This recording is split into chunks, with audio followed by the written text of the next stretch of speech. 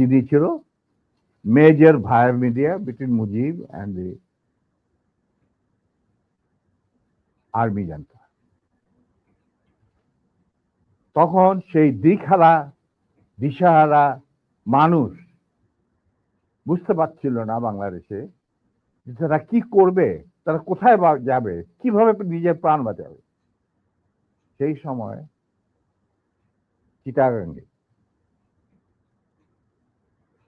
থেকে ভেসে আসলো মেজর জিয়া স্বাধীনতার ডাক। আমি তখন পাকিস্তানে চাকরিরত অবস্থা। সেই ডাকে লোক, দেশের লোক একটা আলোর রশ্মি দেখলো যে হ্যাঁ, আমাদেরকে যুদ্ধের, আমাদেরকে এই এইভাবে মরণের হাত থেকে বাঁচার জন্য আমাদেরকে যুদ্ধ করতে হবে। Simple is that. আর সমস্ত দেশে সর্বপরিসরে লোক বিদ্রোহ, সেই মুক্তিযুদ্ধ সংগ্রামে ডাকে সাড়া দিয়ে মুক্তিযুদ্ধ গড়ে তুলবে। আমরাও এখানে বসে থাকুন না, যারা পেরেছি, যাদের সাহস ছিল, যাদের দেশপ্রেম ছিল, যারা পাকিস্তানের আর্মি জান্তাদের নির্যাতন, নিষ্পেষণ, বৈষম্যমূলক আচরণের বিরুদ্ধে জানা ছিল, তারাও সেই সংগ্রামে যোগ দেন। অনেকেই এসে পালিয়ে এসে জীবনের ঝুঁকি নিয়ে। আমি ছিলাম তাদের মধ্যে সর্বপ্রথম গ্রুপ লিডার, যে আরো দুজন আমার সাথীকে নিয়ে আমি এসে যুদ্ধে যোগ দিই। কোনো বিবেকবান বাঙালি তখন যারা পাকিস্তানে চাকরি করতেন, তাদের পক্ষে নিশ্চুপ বসে থাকা সম্ভব ছিল না। তবে এটাও ঠিক, অনেকেই ঠিক বুঝতে পারছিল না যে কি হচ্ছেটা কি। কোনো খবর নাই, চিঠিপত্রের আদান প্রদান নাই, কোন রকম সংযোগ নাই। বিদেশি মিডিয়া, ভয়েস অফ আমেরিকা, তারপরে BBC, radio Australia, radio India, এই সমস্ত ওখান থেকে যা কিছু জানা যাচ্ছিল ওটা সম্পূর্ণভাবে বিশ্বাসযোগ্য ছিল না। তারা তাদের মতো করে বলতে থাকে এবং আমরা শুনতে থাকি। তাই অনেকেই ঝুঁকি নিতে রাজি ছিলেন না। আর একটা সমস্যা ছিল, অনেকেই পরিবার সহকারে থাকতেন পশ্চিম পাকিস্তান। এখন বউ বাচ্চা নিয়ে তো আর পালিয়ে যাওয়া সম্ভব না সবার পক্ষে। কিন্তু আমি ছিলাম তখন ব্যাচেলার। আমার সাথে যে দুজন সাহসী সহযোদ্ধা চলে আসে আমার ডাকে, তারা ছিলেন কর্নেল নূর চৌধুরী, তখন অবশ্য লেফটেন্যান্ট নূর চৌধুরী, আর লেফটেন্যান্ট মতিউর রহমান, পরে দুজনই কর্নেল এবং রাষ্ট্রপতি একজন, মানে নূর রাষ্ট্রপতি। আমরা চলে আসি, এসে মুক্তিযুদ্ধে জয়েন করি। তো আমরা তিনজনই ছিলাম স্পেশালাইজড অফিসার। স্পেশালাইজড অফিসার বলতে বোঝা যায় যে যাদের কমান্ডো ট্রেনিং থাকে, স্পেশালাইজড ওয়ারফেয়ারের উপরে জ্ঞান থাকে, এবং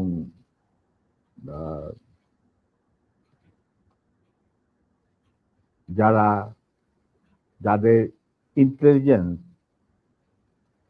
অপারেশন কিভাবে বিশ্বজুড়ে চলে সে সম্পর্কে জ্ঞানে তারা অভিজ্ঞতা সঞ্চয় করেন বিভিন্ন কোর্সের মাধ্যমে। তা আমরা ছিলাম তিনজনই সেই ধরনের অফিসার। তাই আমরা জীবনের ঝুঁকি নিয়ে, আল্লাহর নাম নিয়ে বেরিয়ে পড়ি এবং অতি সহজেই দিল্লি পর্যন্ত পৌঁছে যায়। এবং সেখানে আমাদেরকে রিসিভ করা হয় সাউথ ব্লকে, মানে প্রাইম মিনিস্টারের অফিসে শ্রীমতী ইন্দিরা গান্ধী, র প্রধান founding father general Ruban Singh, DP ধর, মুখ্য সচিব প্রাইম মিনিস্টারের, and in charge of Bangladesh affair, এনারা আমাদেরকে রিসিভ করে। তারপর অনেক আলাপ আলোচনা, কিছুদিন ট্রেনিং, ব্রিফিং, পরে আমাদেরকে মুজিবনগর সরকারের কাছে হ্যান্ড ওভার করে দেওয়া হয় এবং আমাদেরকে দিল্লি থেকে নিয়ে আসার জন্য general Usmani, commander in chief মুক্তি ফৌজ, জনাব Tajuddin, prime minister of the provisional government, 7 দফা চুক্তি করার পর, আর ফরেন মিনিস্টার খন্দকার মুশতাক আহমদ, যিনি আমার বাবার ক্লাসমেট, তারা আসেন দিল্লিতে, এসে তাদেরকে ফর্মালি আমাদেরকে হ্যান্ড ওভার করে দেওয়া হয়। তারপরে আমাদের 3 জনের মধ্যে 2 জনকে, আমাকে এবং মতিকে, অ্যাপয়েন্ট করা হয় as guerrilla adviser to the sector commander. মানে 11টা সেক্টরের মুক্তিযোদ্ধাদের রিক্রুট করা, তাদের ট্রেন করা, তাদেরকে ইন্ডাক্ট করা, অপারেশন করানো, সব দায়িত্ব পড়ে আমাদের 2 জনের উপর এবং আমরা এই 11টা সেক্টরকে ভাগ করে নিই। আর Noor being the junior most, Osmani সাহেব উনাকে তার চিফ পার্সোনাল স্টাফ অফিসার হিসেবে মুজিবনগর সরকারের যে হেডকোয়ার্টার ছিল মুক্তিবাহিনী, সেখানে তার সাথে রাখেন। এবং শেষ পর্যায়ে কিছুদিনের জন্য নূর অনেকটা দৃঢ়তার সাথেই উসমানীর সাথে আলাপ করে সাউথ বেঙ্গলে চলে যায় এবং মুক্তিযুদ্ধে সক্রিয়ভাবে অংশগ্রহণ করে। সেও আঘাতপ্রাপ্ত, মানে সেও যুদ্ধে ইনজিওর্ড হয় একটা অপারেশনে, এবং তাকে বীর বিক্রম খেতাব দেওয়া হয়। আর আমি যুদ্ধের সময় 3-4 বার আহত হয়েছি, তার একটা নিদর্শন আমার দেখো, হাতের অবস্থা এখানে সেখানে সবকিছু অর্ধেক বোধ হয় আর্টিফিশিয়ালি ক্রিয়েটেড, রিক্রিয়েটেড, যেটাকে প্লাস্টিক সার্জারি বলা হয়। But then I continue. তারপর সেনাবাহিনী গঠন করা, বাংলাদেশ মিলিটারি একাডেমি স্থাপন করা, পিটি স্কুল মানে ফিজিক্যাল ট্রেনিং স্কুল স্থাপন করা, সিলেটে ওয়েপন অ্যান্ড ট্যাকটিক্স শেখার স্কুল স্থাপন করার সব দায়িত্ব আমরা পালন করি। এর সাথে সাথে চলে রিক্রুটমেন্ট ফর আর্মির যে 5টা ব্রিগেডের সাইকেল দিয়েছিল মুজিব, এই ব্রিগেড 5টা এবং বিমান বাহিনী, নৌবাহিনীর জন্য রিক্রুটমেন্টের ইনচার্জ ছিলেন deputy chief of staff Ziaur Rahman. যদিও তিনি সিনিয়র ছিলেন, তাকে তো বানায়নি চিফ, তাকে তো অ্যাজ এ কর্নেল বের করে দিতে চাইছিল, কিন্তু পারেনি, আমাদের জন্যই পারেনি। আচ্ছা, যাই হোক, ওনার স্টাফ অফিসার হিসেবে দায়িত্ব পড়ে আমার উপর। আর আমি একাই আমার অন্যান্য সহযোদ্ধা কমান্ডারদের লিস্ট ওরা পাঠিয়ে যেত। আমি প্রায় 25,000 প্রাক্তন মুক্তিযোদ্ধা যারা আমাদের আন্ডারে চাকরি করেছে, মানে যুদ্ধ করেছে, তাদেরকে আমি আর্মিতে, এয়ারফোর্সে, মানে ডিফেন্স ফোর্সে, নেভি ইনক্লুডেড, নিয়োগ রিক্রুট করি। তারপর চাকরি করতে থাকি, চাকরি চলতে থাকে। এই হচ্ছে আমাদের স্বাধীনতা সংগ্রামের ছোট্ট সিনপসিস। বলো এরপর কি, আর কি জানতে চাও?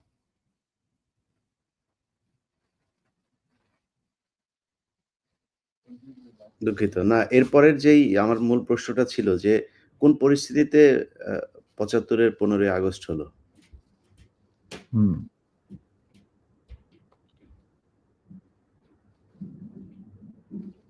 খুবই স্পর্শকাতর প্রশ্ন, ইলিয়াস।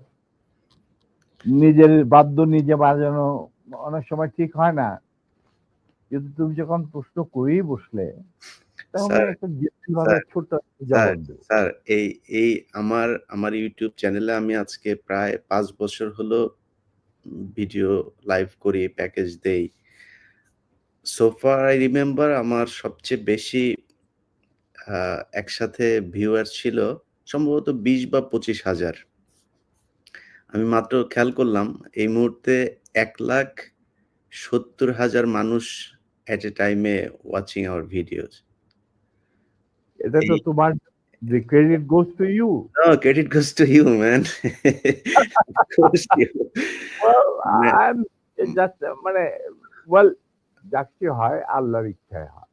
আমি একজন আমি না, আমি এইজন্যই বললাম যে আপনার নিজের ঢোল আপনি যেটা মানে বাজানোর কথা বলছেন, আপনি তো বাজান নাই ৫০ বছর চুপ ছিলেন। যেই স্বাধীনতা আপনারা এনে দিয়ে গিয়েছেন, সেই স্বাধীনতা না আসলে তো আজকের শেখ হাসিনা যে অবস্থায় দেশকে নিয়ে গিয়েছিল, সেই ৭৫ এর পরে আর হয়তো ২-১ বছর লাগতো শেখ মুজিবের সেখানে নিয়ে যেতে। তো আমাদেরকে এই যে উদ্ধার করে দিয়ে গিয়েছেন, এই কৃতজ্ঞতা বোধটা বাঙালি জাতির নেই। যে কারণে আজকে মেজর শরীফুল হক ডালিম বাংলাদেশের মাটিতে নেই। অথচ আপনাদেরকে সর্বোচ্চ সম্মাননা দিয়ে আমাদের দেশে রাখা দরকার ছিল। সেই সম্মানটুকু আমরা দেখাতে পারি নাই বলেই মাঝে মধ্যেই আবার ২০২৪ আসে। তো আপনি ওইটা নিয়ে আমার মনে হয় আ দেরি তো অবশ্যই হয়েছে কিন্তু আমাদের জানা উচিত। এই জাতি প্রতিটা মানুষ জানতে চায় কি হয়েছিল ৭৫ এর ১৫ই আগস্ট। প্রথম কথা, প্রথম কথাটা হচ্ছে যে ১৫ই আগস্ট কিন্তু কোনো বিচ্ছিন্ন ঘটনা না। এটা সূত্রপাত হয় মুক্তিযুদ্ধ চলাকালীন অবস্থায়। আমরা বুঝতে পেরেছিলাম যে বাংলাদেশের মুক্তিযুদ্ধটা অ্যাকচুয়ালি কাদের ইন্টারেস্টে হচ্ছে? এটা কি আমাদের ইন্টারেস্টে হচ্ছে যে আমরা আমাদের দেশ যুদ্ধ করে স্বাধীন করব? নাকি এটার পেছনে অন্য কোনো উদ্দেশ্য কাজ করছে? যখন ৭ দফাতে চুক্তি করে নজরুল ইসলাম আর তাজউদ্দিনকে পারমিশন দেওয়া হলো to establish provisional government in Calcutta, এই ৭ টা ক্লজ পড়ে সাইন করার পর, দস্তখত করার পরে নজরুল ইসলাম সাহেব ফিট হয়ে পড়ে গিয়েছিলেন যে এটা তো একদম একটা দাসখত যে আমরা ক্রমান্বয়ে ভারতের একটা করদ রাজ্য, তারপরে একটা অঙ্গরাজ্য হিসেবে অঙ্গরাজ্যে পরিণত হবে বাংলাদেশ, হবু বাংলাদেশ। আর ওই joint declaration between Usmani and general Manekshaw joint command establish করার পর কথা ছিল যে general Usmani on behalf of Bangladesh government will invite General Manekshaw to come and be present as an auxiliary force commander, সহায়ক শক্তির কমান্ডিং চিফ হিসাবে in the surrender ceremony, but the instrument will be signed by the Mukti Fauj commander in chief, who was General Usmani, Colonel Usmani. কিন্তু সেটা হতে দেওয়া হলো না। ১৬ই ডিসেম্বরে যে সারেন্ডার সেরেমনিতে হলো রেস করতে, সেখানে পরিষ্কার বাংলাদেশের জনগণ দেখতে পেল যে পাকিস্তান আর্মি সারেন্ডার করছে ভারতীয় সেনাবাহিনীর কাছে, এবং সেখানে সাইন করছেন আরোরা ভারতীয় বাহিনীর পক্ষে, আর ওদিকে নিয়াজি পাকিস্তানি আর্মির পক্ষে। সেখানে মুক্তিযোদ্ধারা কোথায়? আমরা পরে থাকলাম ঝাড়ুদার হিসেবে ইন্ডিয়ান আর্মির রাস্তা পরিষ্কার করে দেওয়ার কাজে, বনে বাজারে। আমাদের কি কোনো শহরগঞ্জে ঢোকার পারমিশন দিল না মুজিব সরকার, মানে তাজউদ্দিনের সরকার, আওয়ামী লীগ সরকার। সেই অবস্থায় কি প্রমাণিত, এটা এই ঘটনায় কি প্রমাণিত হলো? ইন্ডিয়া প্রমাণ করলো সারা বিশ্বে যে বাংলাদেশ জনগণ নিজেরা যুদ্ধ করে দেশ স্বাধীন করেনি। বাংলাদেশ নামক একটি রাষ্ট্র প্রিমেচুরলি জন্ম দেওয়া হয়েছে as an outcome of Indo-Pakistan war, যেখানে ইন্ডিয়া জিতেছে। এইটা হলো ইতিহাসের শুরু। তারপর মুজিবকে যখন ছাড়া হলো, সে তো কিছুই জানতো না যে দেশ স্বাধীন হয়েছে, কোনো মুক্তি ফৌজ বলে কিছু ছিল, হাজার হাজার লোক দেশচ্যুত হয়েছে, প্রাণ হারিয়েছে, কি জানতো? সে তাকে যখন ছেড়ে দেওয়া হলো, তখন ইন্দিরা গান্ধী তাকে পাকিস্তানে ফোন করে বলল যে, ফোন করলো মুজিব, ফোন করে বলল যে আমি দেশে ফিরে যাচ্ছি। তখন ইন্দিরা গান্ধী যাওয়ার আগে আপনার সাথে দেখা করে আমি আপনাকে কৃতজ্ঞতা জানতে চাই। তো তখন ইন্দিরা গান্ধী বলল, কৃতজ্ঞতা জানাবেন, আপনি ফোন না করলে আমি আপনাকে ফোন করতাম, আপনাকে ঢাকায় সরাসরি আপনি যাবেন না, আপনি নয়াদিল্লি হয়ে যেতাম। মুজিব সেটাই করলেন, তিনি চলে গেলেন নয়াদিল্লি, লন্ডন হয়ে। সেখানে কি হলো, যে 7 দফা চুক্তিতে সাইন করার পর প্রবাসী সরকার গঠন করেছিল তাজউদ্দিন আর নজরুল ইসলাম, সেই আওয়ামী লীগ বাংলাদেশে ক্ষমতা গ্রহণ করলো সারেন্ডারের পর। ওই 7 দফা ভিত্তিতে, এবং সেই 7 দফাতে মুজিব স্বাক্ষর দেওয়ার পর ফিরে গিয়ে তিনি ক্ষমতা নিজে হাতে নিয়ে নিলেন। তাজউদ্দিনকে বলল, তাজউদ্দিন তুমি প্রাইম মিনিস্টার থাকবা না, আমি হবো প্রাইম মিনিস্টার। তারপর কি হলো, কোনো নির্বাচন নাই, কিছু নাই। ওই 70-এর নির্বাচনের সুবাদে তারা ইন্ডিয়ার 4 স্তম্ভ ডুপ্লিকেট বাংলাদেশে ইম্পোর্ট করে তার উপরে একটা সংগঠন বানানো, হুবহু এক। শুধু তাই না, রবীন্দ্রনাথ ঠাকুর, যাকে নিয়ে আমরা নাচানাচি করি এবং অনেকের মানে ভাসে যায়, আপ্লুত হয়ে যায় আবেগে, এই রবীন্দ্রনাথ ঠাকুর একজন ইন্ডিয়ান নাগরিক এবং ইন্ডিয়ার জাতীয় সঙ্গীতের রচয়িতা। আমাদের দেশে তার চেয়েও প্রতিভাবান কবি কাজী নজরুল ইসলাম উপস্থিত থাকা সত্ত্বেও আমরা সেই ভারতীয় নাগরিকের একটা গানকে আমাদের জাতির উপরে চাপিয়ে দেওয়া হলো জাতীয় সঙ্গীত। পৃথিবীর ইতিহাসে এমন কোন নজির আর দ্বিতীয়টা আছে বলে আমি মনে করি না।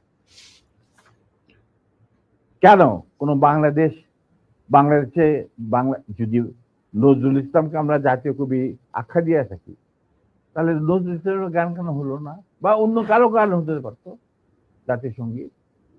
ভালো ভালো কবি সাহিত্যিক ছিলেন আমাদের দেশে, কিন্তু পৃথিবীর ইতিহাসে কোথাও নাই যে বিদেশি এক নাগরিকে যে নাকি তার দেশের জাতীয় সঙ্গীত রচনা করেছে এবং আমাদের শুদ্ধ স্বাধীন বাংলাদেশে এসেও আমাদের জাতীয় সঙ্গীত রচনা করতে হবে। কি ধরনের কথা? That means you have nothing in your hand. তারপর মুজিবকে দিয়ে রক্ষী বাহিনী সৃষ্টি করলো ইন্ডিয়া। তারা বাংলাদেশের সামরিক বাহিনীকে দুর্বল করে একটা নামের মাত্র সামরিক বাহিনী, হাতে লণ্ঠন করে ঠনঠন, এই ধরনের একটা সেনাবাহিনী রাখবে। আর কারণ একটা সেনাবাহিনী তো রাখতেই হবে, কারণ যে কোনো জাতির মেরুদণ্ড হচ্ছে সেনাবাহিনী। ওই হাতে লণ্ঠন করে ঠনঠন, আর আসলে তার চেয়ে অনেক শক্তিশালী একটা বাহিনী গঠন করলো ইন্ডিয়া। স্যার ওই যে ৭ দফাটা আমরা তো ইতিহাস পড়ে আমরা তো আসলে সাক্ষী না। আমরা পড়ে মানুষকে জানানোর চেষ্টা করেছি। আপনার স্মরণ আছে ৭ দফাটার কথা কি, কি ছিল ওই দফায়? যদি কয়েকটা গুরুত্বপূর্ণ জায়গা যদি মনে রাখেন। দেখো, ভাই আমি তো অ্যাকচুয়ালি ৭ দফা একদম টোটো এগুলো আমার বইতে লেখা আছে। হুম। যারা এটা কেন জিজ্ঞেস করলাম স্যার? কারণ হচ্ছে মানে আপনি আচ্ছা, আমি সেনাবাহিনী তো করতে পারবেন না স্যার। সেনাবাহিনী তো আমাকে ৭ দফা মানলে করতে পারবেন না স্যার। আমার পক্ষে হয়তো এখন রিকালেক্ট করা অফেন হুম, ডিফিকাল্ট, জি কারণ স্যার। আমার মাথায় অনেক কিছু খেলা করে। জি স্যার। দু একটা জিনিস বলছি, যেমন ধরো মুজিব এবং তার সরকারকে প্রোটেকশন দেওয়ার জন্য ইন্ডিয়ান আর্মি অবস্থান করবে বাংলাদেশ। রাইট।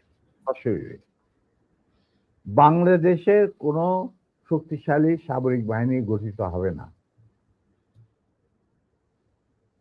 বাংলাদেশের কোনো স্বাধীন বৈদেশিক থাকবে না। নীতি থাকবে না। হুম। বাংলাদেশের শাসন ব্যবস্থা, আমলাতন্ত্র, শিক্ষা ব্যবস্থা, স্বাস্থ্য ব্যবস্থা, শিল্প ব্যবস্থা, কৃষি ব্যবস্থা সবকিছুই চলবে ভারতীয় বিশেষজ্ঞদের ইচ্ছা মতো। তারা মুজিব বিরোধী কোনো মানুষকে বাঁচিয়ে রাখা হবে না। তার জন্য যত লোক মারা দরকার মারা হবে, যত লোককে লুলা ল্যাংড়া করা হবে, চক্ষু তুলে নেওয়া হবে, মেয়েদের ইজ্জত লুণ্ঠন করা হবে, কোনো সমস্যা নাই। এইভাবে প্রতিপক্ষের উপর ঝাঁপিয়ে পড়ায় 40,000-এরও বেশি লোক মারা গেছে, সেটা সবাই জানে, প্রত্যেক আসছে। তারপর তোমার আমরা একটা করদ রাজ্যে পরিণত হয়ে গেলাম। কিন্তু সমস্যা দেখা দিল যে বাংলাদেশের মাটিতে যদি যে ইন্ডিয়ান সোলজাররা অবস্থান নেয়, তাহলে বিদেশ থেকে কোনো দেশেই বাংলাদেশকে স্বীকৃতি দিতে রাজি না। কারণ পাকিস্তান ইতিমধ্যে সিকিউরিটি কাউন্সিল থেকে একটা আইন পাস করে নিল যে বাংলাদেশে কে নিয়ন্ত্রণ করতে ভারত তাদের সেনাবাহিনীর মাধ্যমে, মুজিব সরকারের মাধ্যমে। অতএব এটা একটা ডিসপিউটেড টেরিটরি, এটা একটা স্বাধীন দেশ নয়। তাই আপনারা স্বাধীন কিভাবে রিকগনাইজ করবেন মুজিবের সরকারকে? এরপর এই অবস্থায় ইন্দিরা গান্ধী পড়ল মুসিবত, তো আজ মুজিব সরকার। তখন ইন্ডিয়ান সরকার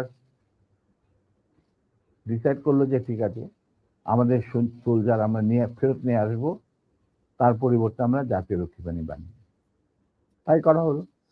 তো যে কাজটা ইন্ডিয়ান আর্মি করছিল সেটা পরে জাতীয় রক্ষী বাহিনী করলো। আর কি ধরনের অত্যাচার, অবিচার, কি ধরনের মানে হত্যাযজ্ঞ, গুম খুন এবং অনাচার অবিচার মুজিব সরকার করছিল, সেটা খতিয়ান তো তুমি আমার কি ভালো জানতে। অনেকে এই বিষয়ে লিখেছেন, সাহসী যারা তারা লিখে গেছেন, আমিও কিছুটা লিখেছি। সেখানেই শেষ হলো না। তারপর দেখা গেল যে সেই সুতিগার থেকে মুজিব কায়েম করলেন একদলীয়, এক ন্যায়কত্ব, স্বৈরাচার শাসন, বাকশাল, এবং নিজেকে তিনি আজীবন রাষ্ট্রপতি হিসেবে ঘোষণা দেবেন সিদ্ধান্ত না হলো। এই বাকশালের মেম্বার সবাই সেই বাকশাল করার পর মুজিবের শক্তি বেড়ে গেল, তার নিষ্ঠুরতা এমন অসহনীয় পর্যায়ে চলে গেল, ইলিয়াস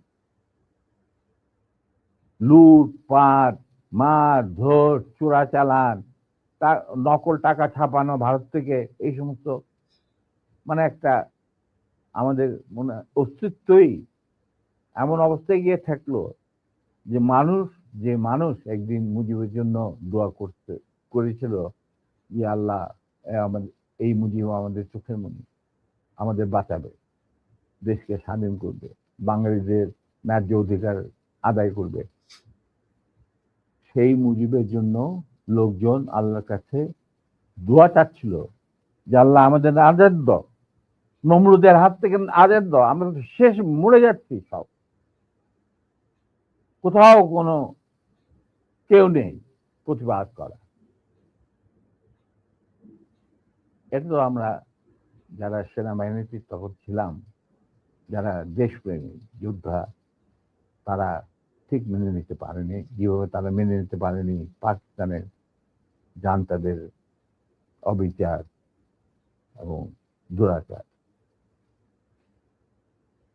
এরই পরিপ্রেক্ষিতে তাদের নেতৃত্বে সংগঠিত হয় একটা সেনা বিপ্লব। অনেকে বলে মুজিবকে মারা হলো কেন?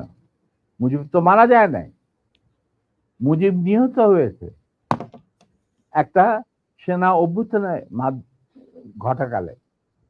সেনা অভ্যুত্থান তো আর খালেদাতে মার্বেল খেলে না, ওখানে দুই পক্ষ থেকেই গোলাগুলি হয় এবং হতাহত হয় দুই পক্ষে। যেমন মুজিবের পক্ষের কিছু লোক মারা গেল, সেভাবে বিপ্লবীদের সেনা অভ্যুত্থানকারী বিপ্লবীদের তরফ থেকে কিছু লোক প্রাণ হারায়। এটাই বাস্তবতা। কিন্তু তারা বিজয়ী হয়ে গেল, বিপ্লবীরা বিজয়ী হলো, তারা ক্ষমতা তাদের নিজের হাতে নিয়ে নিল। স্বতঃস্ফূর্ত ভাবে ইলিয়াস, ঘোষণাটা অবশ্য আমি দিয়েছিলাম, স্বতঃস্ফূর্ত ভাবে মুজিবের সেই মৃত্যুর খবর জানার পর আর বাকশালের পতনের খবর জানার পর লাখো লাখো লোক, মানে দেশের রাস্তা ঘাট, গঞ্জ, শহর, বন্দর, নগর, গ্রাম, সবাই আনন্দ মিছিল বের করলো। আমরা তো এই সমস্ত লোকজনকে ডেকে নিয়ে আসিনি, স্বতঃস্ফূর্ত ভাবে লোকজন। আর যে সমস্ত রাজনৈতিক নেতা বা দলগুলো আন্ডারগ্রাউন্ড ছিল, তারাও জনসমর্থন নিয়ে রাস্তায় চলে আসে।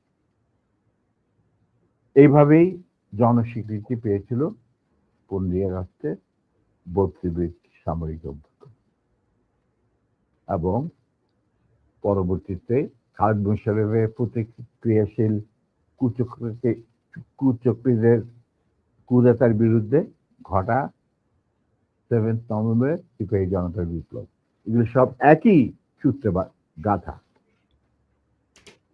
তো আমি বলবো যে আমাদের ফার্স্ট রিপাবলিক ছিল ফ্রান্স রেভলিউশনের পরিপ্রেক্ষিতে বলছি, ফার্স্ট রিপাবলিক ছিল 71 মুক্তিযুদ্ধ, তারই ধারাবাহিকতায় হয়েছে 75 আগস্ট বিপ্লব, তারই ধারাবাহিকায় থার্ড রিপাবলিক হয়েছে 1924 সালের ছাত্র জনতার গণ অভ্যুত্থান। এখন যেহেতু আমি বলেছি যে সম্পূর্ণ বিজয় আমাদের এখনো অর্জিত হয়নি, চলমান বিপ্লবের গতিধারায় সংগঠিত হবে চতুর্থ রিপাবলিক, মানে চতুর্থ বিপ্লব।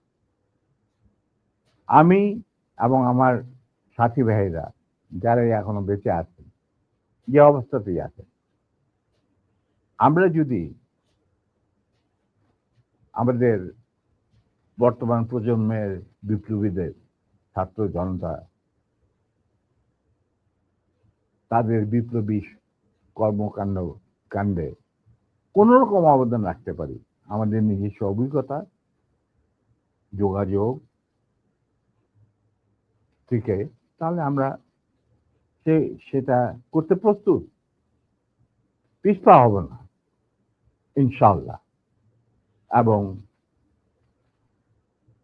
আমরা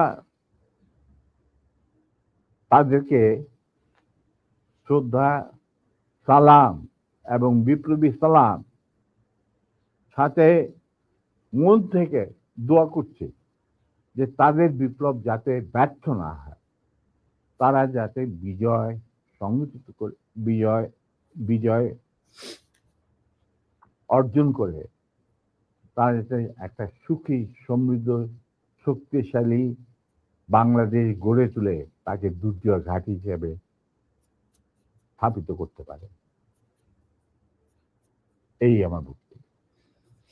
আচ্ছা, আমার চাওয়ার কিছু নাই স্যার। কিন্তু একটা কোশ্চেন, ধরেন আপনি যে বিপ্লবের কথা বললেন, ধরেন 24-এর বিপ্লবের যারা নেতৃত্ব দিয়েছে তারাও আমার এখানে কথা বলেছেন। আপনার লাইভে এই মুহূর্তে 4.5 লাখ মানুষ দেখছে এবং আমি কমেন্টগুলো পড়ছিলাম।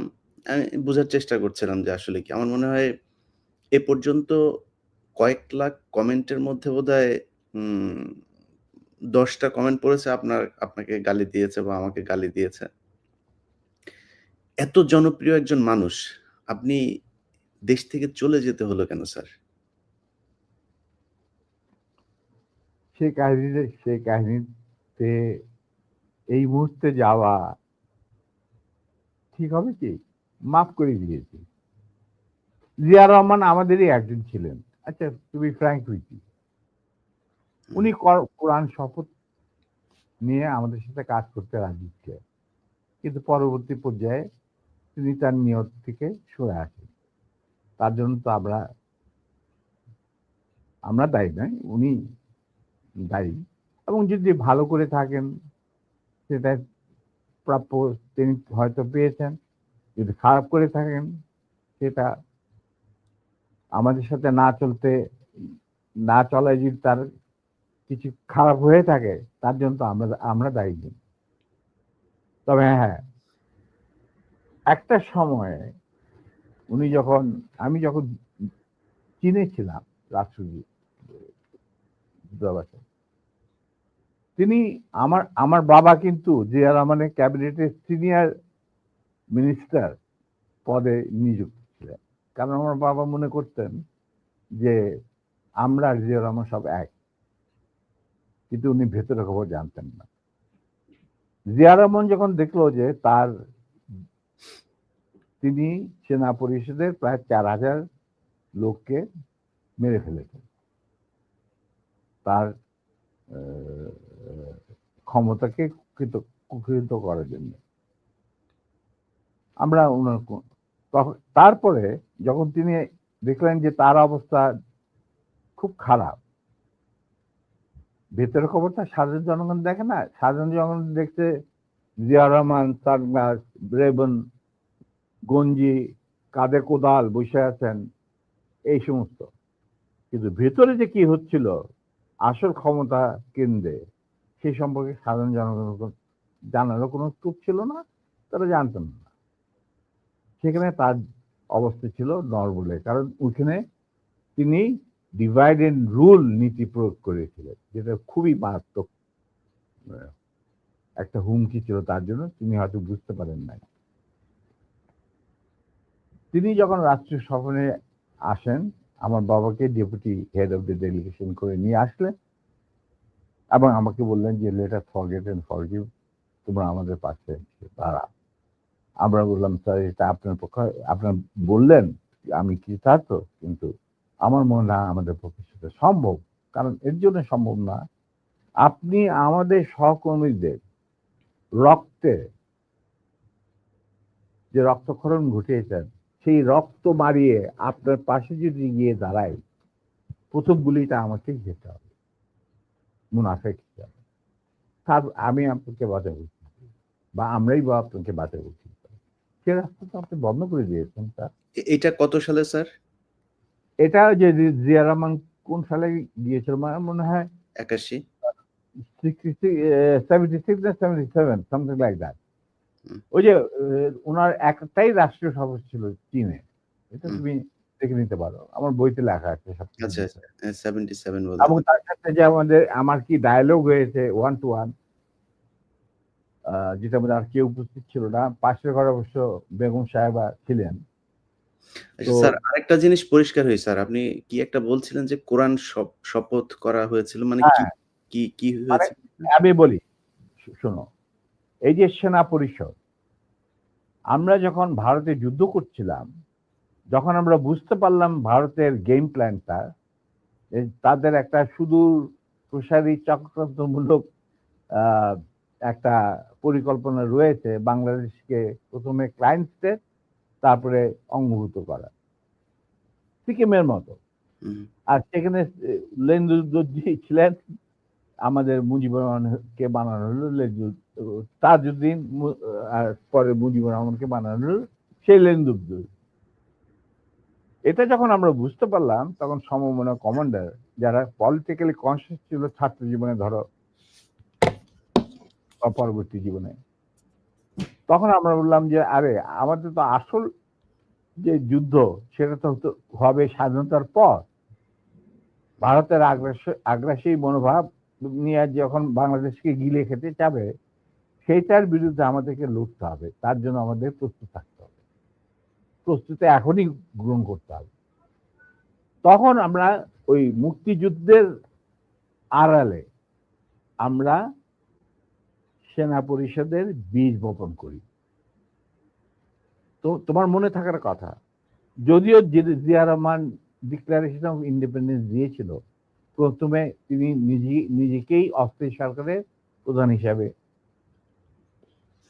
দাবি করেছিল, মানে ভাষণে বলেছিলেন। পরে ইন্ডিয়ার চাপে উনি থেকে বদলে যে মুজিবুর রহমানের ইনস্ট্রাকশনে আমি এই ঘোষণা দিলাম স্বাধীনতা। এরপরেও কিন্তু তার প্রতি ইন্ডিয়ান সরকার বা আওয়ামী লীগ সরকার কখনোই আস্থা রাখতে পারে নাই। তারা তাকে সেক্টর কমান্ডারের অবস্থান থেকে সরিয়ে এনে হেডকোয়ার্টার দাম করে এক সেফ হাউসে, মানে আমাদের কিছু সেফ হাউস ছিল যেখানে আমরা থাকতাম বা আমাদের সাথীরা সুজা কল্যাণীতে, মানে এই প্রভাব অফ ক্যালকাটা একটা বাড়িতে ওনাকে না নিষ্ক্রিয় করে রাখা হইতো। তখন আই ওয়াজ দ্য ওনলি, কেউ জিয়া রহমানের আশেপাশে যায় না, কারণ উনি ভারতের চক্ষুষু, উনি আওয়ামী লীগের চক্ষুষু, তো কে যাবে ওনার সাথে দেখা করতে? তখন কিন্তু আমি, কারণ আমি জিয়া রহমানকে অনেক আগে থেকে চিনি, পাকিস্তান আমল থেকে চিনি, একসাথে কাজও করেছি। যাই হোক, আমি গিয়ে ওনার সাথে যোগাযোগ করি এবং তাকে বুঝাই যে স্যার আপনি ধৈর্য ধরুন, আমরা আপনাকে সহজে হারাবো না। তখন আস্তে আস্তে আমরা তাকে বলি যে আমি এরকম আসল উদ্দেশ্য যে ভারতের, সেটাকে বানচাল করার জন্য এখন থেকে আমরা প্রস্তুতি নিচ্ছি। আপনি কি আমাদের সাথে থাকবেন কি থাকবেন না সেটা আমি আমাদের তরফ থেকে আমাকে পাঠানো হয়েছে জানার জন্য, কারণ আমি আপনার কাছে সবচেয়ে ক্লোজ ছিলাম পাকিস্তান আর্মি, সবাই জানে। আচ্ছা, উনি বললেন কি তোমাদের কর্মসূচি? তখন আমি তাকে আমাদের কর্মসূচি দিলাম, যেটা 25 বছরের একটা কর্মসূচি ছিল ইলিয়া। তুমি যদি এই কর্মসূচিটা পড়ে, এই কর্মসূচিটা আমরা তৈরি করেছিলাম বিভিন্ন সেক্টরের মুক্তিযোদ্ধা এবং অন্যান্য সাধারণ জনগণের আশা আকাঙ্ক্ষার পরিপ্রেক্ষিতে। সেই কর্মসূচিটা পড়ার পর উনি এটাকে মেনে নেন। তো আমি বললাম যে স্যার আমাদের সমস্যাটা হচ্ছে আমরা সবাই প্রায় সমবয়সী। আমাদের একজন সিনিয়র অফিসার দরকার যাকে আমরা ট্রাস্ট করতে পারি, তাকে আমরা কেন্দ্র করে এগিয়ে যেতে চাই এই সেনা পরিষদের কর্মসূচি বাস্তবায়নের জন্য। স্বাধীনতার পর, স্বাধীনতা যুদ্ধ তো করবোই, স্বাধীনতার পর এই কর্মসূচি আমরা বাস্তবায়ন করব অন্যান্য সমমনা দেশপ্রেমিকদের সঙ্গে নিয়ে। তখন উনি এটা খুব কেয়ারফুলি আমাদের কর্মসূচি পড়লেন। তারপরে আমি একদিন গেলাম, উনি বলে যে আমি পড়লাম, আমি সম্পূর্ণভাবে একমত। স্বাধীন বাংলাদেশকে একটা সুখী, সমৃদ্ধ, আত্মনির্ভরশীল এবং আমাদের সংস্কৃতির ভিত্তিতে নতুন বাংলাদেশ গঠন করার জন্য এর চেয়ে ভালো কোনো রকম কর্মসূচি হতে পারে না। আমরা ধাপে ধাপে এটাকে কার্যকারী করব। তখন আমি বললাম, তাহলে কি আপনি আমাদের সাথে কাজ করতে রাজি আছেন? আমরা আপনাকেই আগে রেখে আমরা কাজ করতে চাই, কারণ you are the senior most এবং আপনি একজন সৎ ব্যক্তি। উনি সৎ ছিলেন ব্যক্তিগতভাবে। আর তবে আপনার সমস্যা হচ্ছে আপনি বাংলা জানেনও না, বাংলা বলতে পারেন না, লিখতে পারেন না। আপনি সারা জীবন পাকিস্তানে বড় হয়েছেন, ওখান থেকে আমি চলে গেছি। That's not a problem. আমরা রয়েছি আপনার গ্রাউন্ড ওয়ার্ক করার। আপনি যদি রাজি থাকেন তাহলে আমরা একসাথে কাজ করতে, আপনাকে সামনে রেখে আমরা কাজ করতে রাজি, এগিয়ে যাব, সেনা পরিষদ এগিয়ে যাব কাজ। তখন বললেন যে আমি রাজি। তখন বললেন যে স্যার, আমাদের সাংগঠনিক বিধান অনুযায়ী আপনাকে একটা কোরআন শপথ দিতে হবে, যে কোরআন ধরে আপনি বলবেন যে আমি এই কর্মসূচি ভিত্তিক কর্মকাণ্ড, সেনা পরিষদের কর্মকাণ্ড পরিচালনা করার জন্য শীর্ষ নেতা হিসেবে যোগ দিতে রাজি আছে। উনি উজু করে আসলেন, কোরআন শরীফ রাখা হলো, তার উপর হাত রাখলেন, আমিও ওর হাতের উপর হাত রাখলাম। তারপরে এই শপথ উনি নিলেন। তবে একটা শর্ত থাকতো ওনার তরফ, যে যতদিন পর্যন্ত রাষ্ট্রীয় ক্ষমতায় আমরা না যেতে পারবো, ততদিন পর্যন্ত সেনা পরিষদের সাথে আমার যে কোনো সম্পর্ক আছে সেটা প্রকাশিত করা যাবে না। আমরা বললাম আমরা সবাই পরামর্শের মাধ্যমে বললাম বললো শুধু তুমি আর নূর, এই দুজনের পারমিশন থাকবে আমার সাথে যে কোনো সময় যে কোনো অবস্থায় যোগাযোগ করা। আমি বললাম আমাদের খুব বেশি যোগাযোগ করার দরকার হবে না, তবে প্রয়োজন মতো নিত্য বেসিসে আমরা দুজনেই আপনার সাথে যোগাযোগ করি, তাও তার বাসায়, অফিসে না।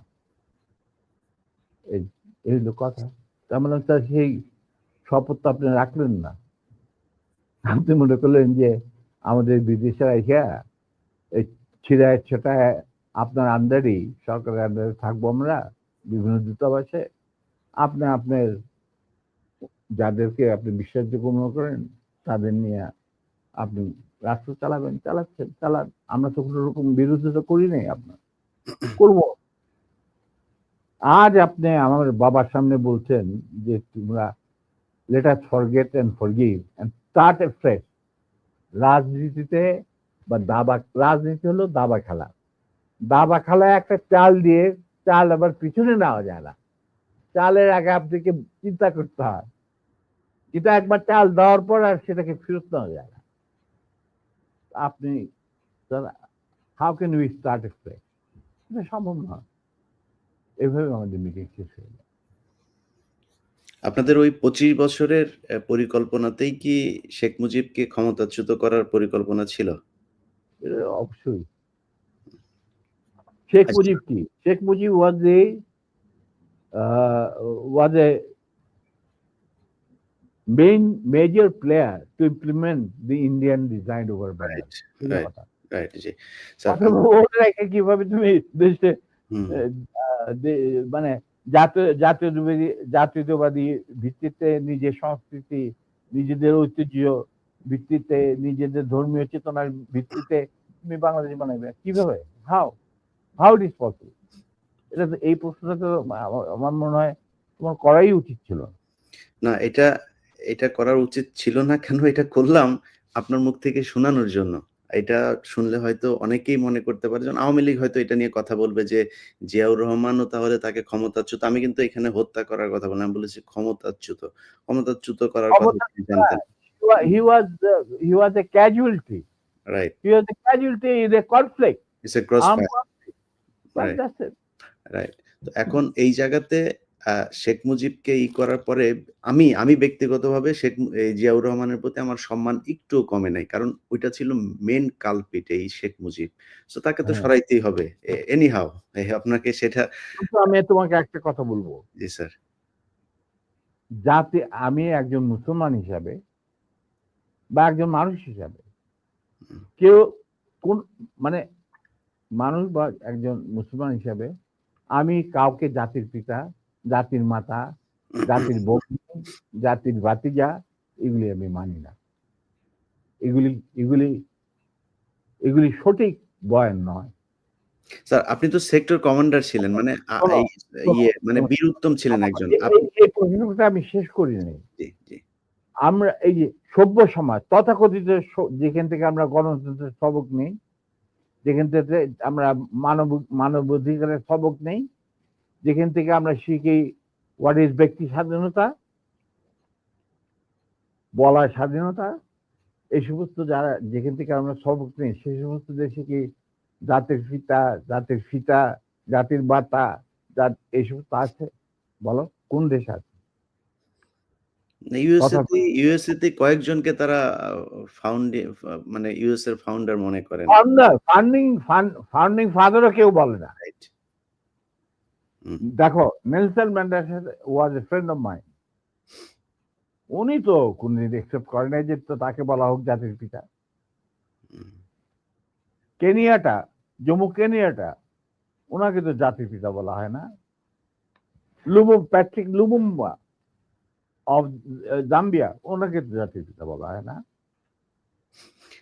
স্যার জাতির পিতা যদি বলা হয়, যেমন ভারতে এই কালচার আছে, কিন্তু ভারতের কালচারকে মানবো কেন? না, যদি মানা হয় সেই ক্ষেত্রে স্যার মোহাম্মদ আলী জিন্নাহ বাংলাদেশের জাতির পিতা হবে, কারণ সে দ্বিজাতি তত্ত্বের ভিত্তিতে 2 রাষ্ট্র গঠন করে দিয়ে গেছে। মোহাম্মদ আলী জিন্নাহ কোনোদিনই আমি বলছি স্যার, যদি হয়, যদি তারা করতেই চায়, তো তাহলে সে হবে। শোনো, জি sir. I am very straight. কারণ আমার দাদা নানারা সব ছিলেন ইয়ারট্রাক ফ্রম দি আলিগড়। তারাই প্রতিষ্ঠা করতে মুসলিম লীগ নওয়াজ শরীফুল্লাহ সাহেবের নেতৃত্বে। I come from a political family. My father was the GS of Dhaka University. ঠিক আছে? Now, he became the leader of the youth and student front of Muslim League. ওনারাই বিলেত থেকে নিয়ে আসছিল জিন্নাহকে to provide leadership. তাদের এক point agenda, মুসলমানদের যেন স্বাধীন দেশ চাই, নো আদার থিং। এবং প্রথম গুলি খায় এই পাকিস্তান আন্দোলনের মুভমেন্টে কারমাইকেল কলেজের একটা ছাত্র, যেই প্রসেশনের নেতৃত্ব দিচ্ছিলেন আমার বাবা। বুঝলে? অতএব আমার মনে হয়, আমি জিন্নাহকে যতটুকু জানি, তিনি নিজেও কোনোদিন জাতির পিতা হিসেবে খেতাব নিতে রাজি হতেন। জি স্যার। স্যার আমাদের অনেকগুলো খুব গুরুত্বপূর্ণ কোশ্চেন আছে, যে কোশ্চেনগুলো মানুষ অনেক এই 50 বছর অপেক্ষা করছিল। আমরা দ্রুত কোশ্চেনে যাই। পরের কোশ্চেনটা স্যার মানে ইয়েস নো স্যার, মানে 2 ইয়েতে জবাব। আমার দর্শকরা, তোমার দর্শকরা, আপনার দর্শক স্যার, তোমার দর্শক, আমি আমার দর্শক বলবো না, যে তোমার দর্শক। আই এম প্রিভিলেজড, তুমি আমার সাথে কথা বলছো এবং তোমার মাধ্যমে তারা আমাকে দেখছেন। আমি বলবো যে আমি দর্শকদের সোজা কথা বলতে চাই যে আমি ব্যক্তিগতভাবে জাতির পিতা, জাতির ভগ্নী, জাতির জামাই, এই সমস্ত কিছু বিশ্বাস করি। আমরাও করি না স্যার, বাংলাদেশের মানুষ কেউই করে না এটা। যাদের বোধগম্য থাকা উচিত, জাতির পিতা যদি বলতেই হয় তাহলে বিশ্ব মানবতার পিতা হচ্ছে আদম আলাইহিস সালাম। এটা কেউ অস্বীকার করতে পারে? তা আমার কথা হচ্ছে তোমরা উন্নত দেশগুলি থেকে তোমরা গণতন্ত্র শিখে আসো, তারপরে মানব অধিকার শিখে আসো। এগুলি কি নতুন করে শেখার কিছু আছে? আমাদের কোরআনের মধ্যে এই সমস্ত নাই?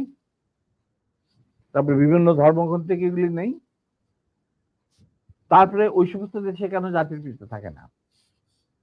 ওইখানে কেন জাতির মাথা থাকে না? আমাদের এখানে কেন থাকতে হবে? ইন্ডিয়াতে কে জাতির পিতা? হু ইজ জাতির পিতা অফ ইন্ডিয়া? বলো তুমি আমাকে। দেয়ার ইজ নো জাতির পিতা। হু ইজ জাতির পিতা? কোন সভ্য দেশে জাতির পিতা বলে কোনো জিনিস নাই। এটা হলো আমার শেষ কথা। এটা তো স্যার মুজিববাদ প্রতিষ্ঠিত করতে হবে। যাই হোক স্যার, আমি এক কথা সেটা অন্য কথা। সেটা একটা গ্রুপের একটা সেগমেন্ট অফ দি পপুলেশনের চিন্তা ভাবনা কথা না বলছি। স্যার, না স্যার, এটা সেগমেন্ট অফ সার্বজনীন পপুলেশন নয়। এটা আলাদা একটা রিলিজিয়ন। আওয়ামী লীগ হচ্ছে একটা ধর্ম, ওদের ধর্মের এই প্রফেট হচ্ছে গিয়ে শেখ মুজিব। এটা শুধু শুধু মানুষ না, ওরা ওরা ওরা আরেক জিনিস। এটাকে আপনি ঠিক করতে পারবেন না। ওরা তো মানুষ না হলে অমানুষ হোক বা অন্য গ্রহ থেকে ওরাদের আগমন হোক, আমি বলবো তাদের মেন্টর যে ভারত, হুম, হুম। যেখানে এখন ওনারা গিয়ে আরামে এসে থাকতেছেন বাংলাদেশ থেকে পলায়া। কোনোদিন শুনি না কোনো প্রাইম মিনিস্টার পলায় যায়। আচ্ছা নিবে, ওনারা পলায় গেছেন। এখন ওই দেশটাতে কোনো জাতির পিতা আছে কি বলো? হুম। নাই। তো আমরা কেন জাতির পিতা নেব? কেন নেব? কি যুক্তিটা কি? বাংলাদেশের স্বাধীনতার ব্যাপারে বা স্বাধীনতা আগ পর্যন্ত বাংলাদেশকে পৌঁছানোর রাজনীতিতে কি শুধু মুজিবের অবদান ছিল? এখানে ভাসানীর নাম নিতে হবে না? ফজলুল হকের নাম নিতে হবে না? ফারুদ্দিন নাম নিতে হবে না? বলো তুমি আমি পরিষ্কার ভাবে।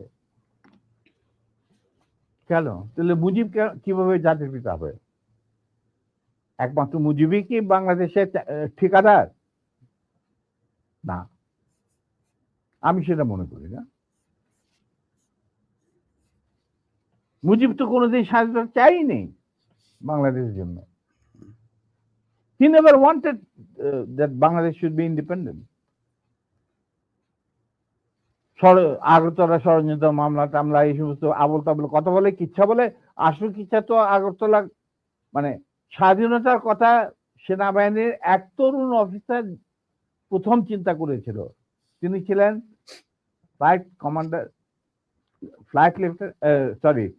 কমান্ডার ওয়াজেন হোসেন, পাকিস্তান নেভির চৌকস অফিসার।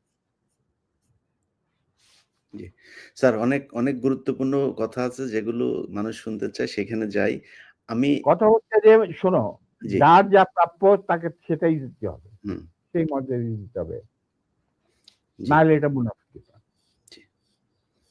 না, আমি আপনার কাছ থেকে আমি ধারণা করছিলাম যে আপনি হয়তো শেখ মুজিব সম্পর্কে অনেক বাজেভাবে কথা বলবেন। কিন্তু আমি আপনার রেসপেক্ট এবং শালীনতা দেখে খুবই অভিভূত যে আপনি যথেষ্ট সম্মান নিয়ে আওয়ামী লীগের শেখা উচিত যে মেজর ডালিম সম্পর্কে তারা যা শুনেছে এতদিন, সেই মেজর ডালিম একবারও শেখ মুজিব সম্পর্কে বাজে কোনো ভাষা বলে নাই বা তাকে নিয়ে কটাক্ষ করে কোনো কথা বলে নাই। যাই হোক, তো আমরাও স্যার এটাই বলে আসছি যে আমরা কাউকে অসম্মান করতে চাই না। ইভেন আরেকটা কথা শুনতে, এই কথাটা যখন তুমি বললেই, তাহলে আমার বইতে পরিষ্কার লেখা আছে মুজিব পরিবারের সাথে আমার কি সম্পর্ক ছিল। জি। ঠিক আছে, ব্যক্তিগতভাবে বা পারিবারিক ভাবে আমরা কিন্তু তার সাথে বিচ্ছেদ করি নাই। আমাদের যখন চাকরি থেকে বের করে দিলেন উনি পিওন আইনের মাধ্যমে, ওই যে বিচার করলেন গাজী গোলাম মোস্তফার ঘটনাকে কেন্দ্র করে, আমরা মেনে নিলাম। উনি নিজে রাখলেন আমাকে, নূরকে। স্যার, এটা আমার এই কোশ্চেন একটা। এই কোশ্চেনটা তাহলে করে ফেলি। আপনার ওয়াইফকে অপহরণ করেছিল এই শেখ মুজিবের, তারপর গোলাম মোস্তফার ছেলে, এরা কামালের বন্ধু-বান্ধবেরা। না, এটার গাজী গোলাম নিজে নিজে ছিল। নিজে আচ্ছা। তো হ্যাঁ, নিজে। আপনার স্যার, আপনি এটার বিচার চেয়েছিলেন শেখ মুজিবের কাছে। আপনি আমার বউ কন্টিনিউ করেন। জি, কন্টিনিউ করেন স্যার এবার। হ্যাঁ, যে আপনি আপনি প্রাইম মিনিস্টার, কারণ ঘটনাটা কি ছিল স্যার? ঘটনাটা কি ছিল স্যার? একটু শুরু থেকে বলুন। এটা একটা মানে মজার ঘটনা। আচ্ছা তুমি শুনতে চাও? তুমি তো আমার বইতে লেখা আছে যদিও। সবাই শুনতে চায় স্যার, সবাই, আমি একা না, সবাই শুনতে চায়। ঘটনাটা হচ্ছে আমার এক খালাতো বোন, তার নাম তাহমিনা। তার বিয়ে ঠিক করেছিলাম আমি আর নিম্মি কর্নেল রেজার সাথে, যে আমাদের চেয়ে জুনিয়র চাকরি।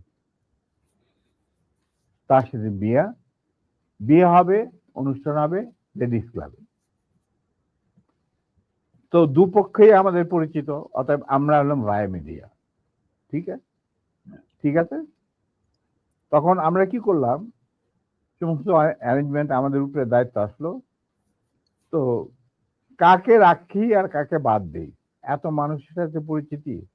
তো আমরা যাই হোক বেশ ভালোই, প্রায় 2-3 হাজার লোকের মতো লোক ইনভাইট করা হলো দুই তরফে। চলছে বিয়ের আসর।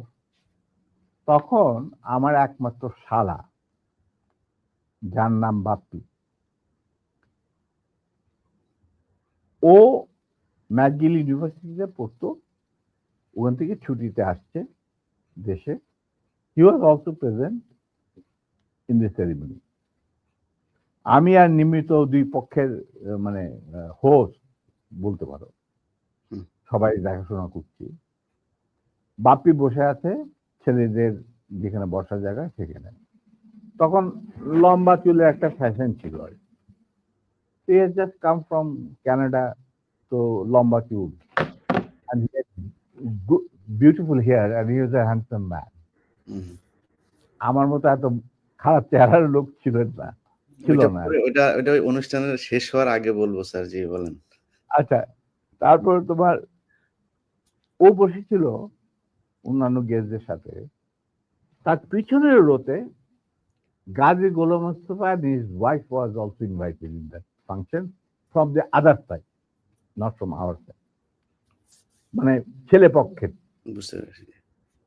তো গাজী গোলাম মুস্তফার ছেলেরা আর তার সাঙ্গবঙ্গ পিছনের সিটে, পিছনের রোতে সিটে বসা। তাদের মধ্যে একটা ছেলে বাপ্পির চুল টান দিল পিছন থেকে। তো বাপ্পির পিছনে, ভদ্র মানুষ, বিদেশে থাকে, বিদেশে বড় হয়েছে, পিছিয়ে বললো, কিছু বলে নাই, সামনে আবার ওরা চুল টান দিল। দ্বিতীয়বার টান দেওয়ার পরে বাপ্পি পিছনে তাকে দেখো যে একটা ছেলে হাত সরিয়ে দিল। তখন বলে যে তুমি চুল টান দিয়েছো? বলছে হ্যাঁ। বলে কি কেন? আমরা দেখছিলাম যে এত সুন্দর চুল, এটা কি পরচুলা না আসল? আচ্ছা চিন্তা কর। সে তখন ইউনিভার্সিটিতে পড়ে, আর এই পুচকে ছেলে তখন বোধ হয় স্কুলেও পড়ে না, বা স্কুলে 6-7 ক্লাস হবে। তখন বাপি বলে, বেয়াদব ছেলে, তুমি আর এখানে বসবে না, তুমি অন্য কোথাও গিয়ে বস। ওরা বেরিয়ে চলে গেল। আমরা কিন্তু কিছুই জানি না, মানে আমি আর নিমি এত ব্যস্ত, দুই পক্ষকে দেখাশোনা, খাওয়া দাওয়া চলছে। হঠাৎ দেখলাম দুটা মাইক্রোবাস, রেড ক্রসের, আর একটা গাড়ি, গাড়ি, সবুজ রঙ গাড়ি আগে, পিছনে দিয়ে মাইক্রোবাস। মাইন্ড ইউ, তখন কিন্তু আমার নিজের personal security guard with wireless মজুদ লেডিস ক্লাবে। আমি তখন কুমিল্লা থেকে আসছি বিয়ের জন্য। তো ন্যাচারালি আমাদের গার্ড নিয়ে চলাফেরা, এটা তো আর্মির নিয়ম, এটা তুমি জানো। আসলো, থামলো, দুইটা মাইক্রোবাস থেকে প্রায় 8 জন ট্রেনগারধারী সাদা পোশাক পরা লোক নামলো, আর ফোকসো গাড়ির থেকে নামলো গাজী গোলাম মুস্তফা স্বয়ং। তার স্ত্রী কিন্তু উপস্থিত মেয়ে মহলে। উনি গাড়ি থেকে নেমেই চিৎকার করতে শুরু করলেন, মেজর ডালিম কোথায়, মেজর ডালিম কোথায়, মেজর ডালিম কোথায়? বহুতবার বাড়ছে, আর সহ্য করা যায় না। আমি অবাক হইলাম, এরকম চিৎকার করছে কে? তখন একজন একটা ছেলে এসে একজন হিওয়াজে ট্র্যাক প্লাটুনের একটা ছেলে, আমার নামটা মনে নাই, এসে বললো যে ভাই আপনাকে কোচ করতে এই করতে এই তো গাজী গোলাম মোস্তফা, তার সাথে 8-10 জন ট্রেনগারধারী লোক আছে। মাইন্ড ইউ, তখন কিন্তু army was deployed in the whole country to recover illegal arms. আর আমাদের ঢাকার হেডকোয়ার্টার ছিল রেস কোর্স। আমরাও সেই অপারেশনে যুক্ত ছিলাম। যাই হোক, আমি বাইরে আসলাম, আসে গাড়ি গোলাম মোস্তফার সামনাসামনি বারান্দাতে। আমি মেজে দাঁড়িয়ে, আপনি আসুন, আপনার বেগম সাহেব তো আছেন ভিতরে, আপনি আসুন, বরবধূকে আপনি দোয়া করে দেন। হারামজাদা বারবার সে আর্মির আজকে আমি উচিত শিক্ষা দেব। আমি দেখলাম আমার চারদিকে ওই ট্রেনের ঠেকাইলেও প্রায় 4-5 জন মানুষ, আর 4-5 জন খালের দাঁড়িয়ে। আমরা এটা কি, আমি একজন ট্রেন মানুষ, আমার স্কট আছে ওখানে প্রায় 4-5 জন, ওয়্যারলেস আছে, I can call anyone any time, MP unit যে ইউনিট দরকার হয়। এই কি অবস্থা, একটা বিয়ে বাড়ির মধ্যে এরকম একটা হুলস্থুল কাণ্ড। আপনি দেখেন কিছুই কি ব্যাপার, কি আপনি আজকে তো উত্তেজিত করেন, আমি তো জানি না যে এর মধ্যে কি ঘটনা ঘটে। ওগুলো ওঠ, এ উঠা মাইক্রোবাইস, আমাকে ঠেলতে ঠেলতে নিয়ে যাচ্ছে মাইক্রোবাইস। আপনি ব্যাপার কি গাড়ি, এটা একটা বিয়ে বাড়ি, একটা মেয়ের বিয়ে হচ্ছে, আর আপনি আমাকে বলছেন উঠ, কি আমার কাপড় টাপড় ধরে টানা 4 জন মিলে আমাকে উঠালো। খবর চলে গেল ভিতর অন্য মহলে, নিম্মি আর আমার শাশুড়ি, আমার খালার শাশুড়ি মানে কন্যার মা, উনি বেরিয়ে আসলেন। ওনারা আসলেন যে কি ব্যাপার, দেখে যেরকম আমাকে ঠেলাঠেলি করে উঠানো হচ্ছে মাইক্রোবাসে। আমি মাইক্রোবাসে উঠলাম, উঠে দেখি চুল্লু আর আলম নামে 2 জন মুক্তিযোদ্ধা, ক্র্যাক প্লাটুনের সদস্য, তারা ছিল আমার ছোট ভাই স্বপনের সাথে, স্বপন বীর বিক্রম। ওদেরকেও মারতে মারতে মানে রক্ত বের করে ফেলেছে, মুখ দিয়ে রক্ত ঝরছে, আহত অবস্থায় তারাও মাইক্রোবাস। তখন আমার খালাম্মা গাজীকে বললো, গাজী সাহেব আপনি কি করছেন, আমার মেয়ের বিয়ে হচ্ছে, আর দে আর দি তারা বর পক্ষেরও কন্যা পক্ষেরও, কি হয়েছে কি, ওরা তো ব্যস্ত।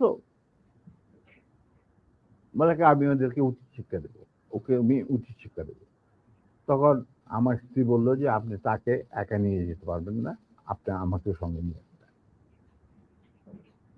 ঠিক আছে চল, ওরেও ধাক্কা দিয়ে উঠায় দিল মাইক্রোবাসে।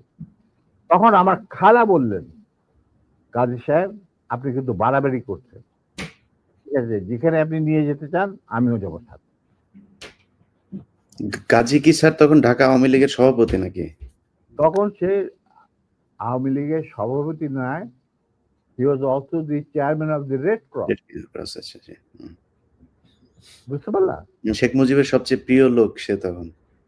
সে ঢাকার মধ্যে মানে ঢাকা শহরে সে হলো মুজিবের সবচেয়ে বড় লাঠের সর্দার। অশিক্ষিত মূর্খ মানুষ সাধারণত রেড ক্রসের চেয়ারম্যান হয় না, কিন্তু ওকে বানানো হয় যাতে করে লুটের এই যে রিলিফের মার চুরি চামারি করতে সুবিধা। যাই হোক, সেটা অন্য ব্যাপার। তারপরে আমাদেরকে নিয়ে উনি গাড়ি ঘুরে চললেন প্রথম ফার্ম গেট দিয়ে ভিতরে ঢোকার পরে আমি দেখলাম যে আরে সম্পূর্ণ কোথায় চাচ্ছে, লক্ষ্মীবাড়ি ক্যাম্পে নাকি। তখন আমি চিন্তা করছি কি করি, এর মধ্যে আমার খালা আর নিম্মি নিজেদের শাড়ি ছিঁড়ে চুল্লু আর আলমকে ব্যান্ডেজ করে দিয়েছে, মানে যেখানে যেখানে ক্ষত, তার দিকে রক্ত পড়ছিল। আমি হঠাৎ বললাম, গাড়ি থামাও driver. In the meantime Swapan Bappi ওরা কিছু গেস্টকে বোধহয় নাম বাড়িতে পৌঁছে দেওয়ার জন্য নিয়ে গেছিল গাড়ি করে, বা ওদের গাড়ি আসছিল না, ছিল কিছু, ওরা উপস্থিত ছিল না। তো আমি বললাম গাড়ি থামা, ড্রাইভার গাড়ি থামা দিল। আমরা তখন আমার গাড়িতে প্রায় 4 জন ট্রেন গানধারী লোক, তাদের একজনকে বললাম যে তুমি গিয়ে ওই সামনে যে গাড়ি গোলাম মোস্তফা বসে আছেন, কাজী গোলাম মোস্তফা সাহেবকে বলেন নাইমে কিনা আসেন। Somehow that man with train guard, he got down and went to Gazi. গাজিও তখন স্টপ হয়ে গেছে, যে পিছনে গাড়ি স্টপ হয়ে গেছে। আসে বলছে, ওনাকে বোধহয় বলছে যে আপনাকে উনি ডাকছেন নিজের গাড়ি। গাজী গুলস্তান দরজা খুলে আমাদের মাইক্রোবাসে আসলো। তখন আমি গাজী গোলাম মোস্তফাকে বললাম যে গাজী সাহেব, আপনি তো আমারই নিয়ে চলছেন, কোথায় নিয়ে যাচ্ছেন জানি না, কিন্তু একটা কথা মনে করে রাখেন, আপনাকে মনে করাই দিচ্ছে আপনার ভালোর জন্য, যে আপনি যে আমাদেরকে এই মাইক্রোবাসে, রেড ক্রসের মাইক্রোবাসের মধ্যে ঢুকায় নিয়ে আসছেন, এটা কিন্তু হাজার হাজার মানুষ, শয়ে শয়ে মানুষ দেখতে উপস্থিত ছিল। অতএব আপনি কিন্তু আমাদের সাথে যাই করেন আপনি কিন্তু পার পাবেন। এইটা শোনার পর গাজী গেল একটু ঘাবড়ায়, যে তাই তো, আমি যে উঠাই নিয়ে আসছি এটা তো সবাই দেখছে। তখন আমি বললাম যে আপনি যাই করেন, উনি যখন একটু হতভম্ব হয়ে বোধ দেখাচ্ছে, আমি বললাম যে গাজী সাহেব, আমি আপনাকে একটা পরামর্শ দিই, আপনি যাই করেন আপনি শেখ সাহেবের কাছ থেকে আগে পারমিশনটা নিয়ে নেন, এছাড়া আপনি বাঁচতে পারবেন না। এর মধ্যে আমার ছোট ভাই স্বপন বীর বিক্রম ফেরত আসছে লেডিস ক্লাবে, বাপ্পি ফেরত আসছে। ওরা শুনলো যে এই ঘটনা ঘটছে, ওখান থেকে সোজা স্বপন চলে গেল এমপি ইউনিটে, ঢাকা ক্যান্টনমেন্টে। ওখানে গিয়ে বললো যে এরকম অবস্থা, বিয়ে বাড়ি থেকে কিডন্যাপ করে। এই বিয়েতে কিন্তু জিয়া রহমান উপস্থিত ছিল, শফিলিও উপস্থিত ছিল, খালেদ মোশাররফ, মানে সবাই উপস্থিত ছিল। আচ্ছা, তো ওনারা তখন চলে গেছেন। সেদিন কি ছবি দেখানোর কথা ছিল, সত্যজিৎ রায়ের কি যদি মহানগর না কি একটা ছবি, তো ওটা দেখার জন্য সবাই চলে গেছে আগে তাড়াতাড়ি খাওয়া দাওয়া করে। তখন এই খবরটা পাওয়ার পরে the CEO of the MP unit এই খবরটা ব্রিগেড মেস, ইউনিট মেস সবখানে এটা সে জানাই দিল। ইয়াং অফিসাররা লুঙ্গি গেঞ্জি পায়জামা যে যা পরা ছিল সবাই ঢাকা শহরে বেড়ে হয়ে আছে। তারা খুঁজতে লাগলো যে আমাদের অ্যাবডাক্টেড অফিসার তার ওয়াইফ কোথায়। আর একদল সোলজার এমপি পাঠানো হলো, যারা ওই অবৈধ অস্ত্র কালেকশনে ডিপ্লয় ছিল, গাজীর বাড়িতে যাদের পাইছে সবাই বন্দুকেরা নিয়ে আসছে রেস্কিউ ময়দান। আমি কিন্তু এগুলো কিছু জানি না। গাজী তখন আমার কথা শোনার পর ও ওদের কিছু চিন্তা করলো, চিন্তা করার পরে দেখলাম যে উনি লক্ষ্মীবেনের দিকে না গিয়ে 32 নম্বরের দিকে যাচ্ছে কলাবাগানের। আমি বললাম যে আলহামদুলিল্লাহ। তখন 32 নম্বরে গার্ড রেজিমেন্ট ছিল, ফার্স্ট ফিল্ড রেজিমেন্ট, যেটা আমার হাতে গড়া। তারা গার্ড দিচ্ছিল প্রাইম মিনিস্টারের বাড়ি, আমার জানা আছে। তো গাড়ি চললো, আমরা পিছিয়ে পিছিয়ে চললাম, আবার কাফেলাকে গাজী 32 নম্বরের গেটের ভিতরে ঢুকতে না দিয়ে বাইরে খাড়া করায়, স্টপ করার পর গাজী তার গাড়ি নিয়ে ভিতরে চলে, আমরা ওখানে থাকলাম। ইতিমধ্যে যখন এরকম সারা আর্মি ডিপ্লয়মেন্ট যারা ডিপ্লয়েড ছিল তারা যখন গাড়ির পরিবার ধরে নিয়ে আসছে আর সবখানে ব্যারিকেড দিয়ে চেক করা হচ্ছে প্রত্যেকটা গাড়ি যে আমাদের মিসিং অফিসার তার স্ত্রী কোথায় আছে কিনা, যাতে ঢাকার বাইরে না যেতে পারে। এই হুলস্থুল চলছে। আমাদের তখন রেসকোর্সের কমান্ডার ছিলেন major movement, CO first lancer. তো উনি মেজর মুভমেন্ট ছিলেন অপারেশন ইনচার্জ, পরে লেফটেন্যান্ট কর্নেল। আচ্ছা, যাই হোক, তখন আমরা বললাম যে গাড়ির ভিতরে গেল কি বলবে। ঠিক সেই সময় দেখলাম একটা সাদা টয়টা গাড়ি আসলো, ড্রাইভিং সিটে বসা স্বপন, পাশে বসা আমার বোনের জামাই লিটু, আবুল খায়ের লিটু, যে নাকি বেঙ্গল গ্রুপের মালিক, বিরাট ধনী ব্যবসায়ী।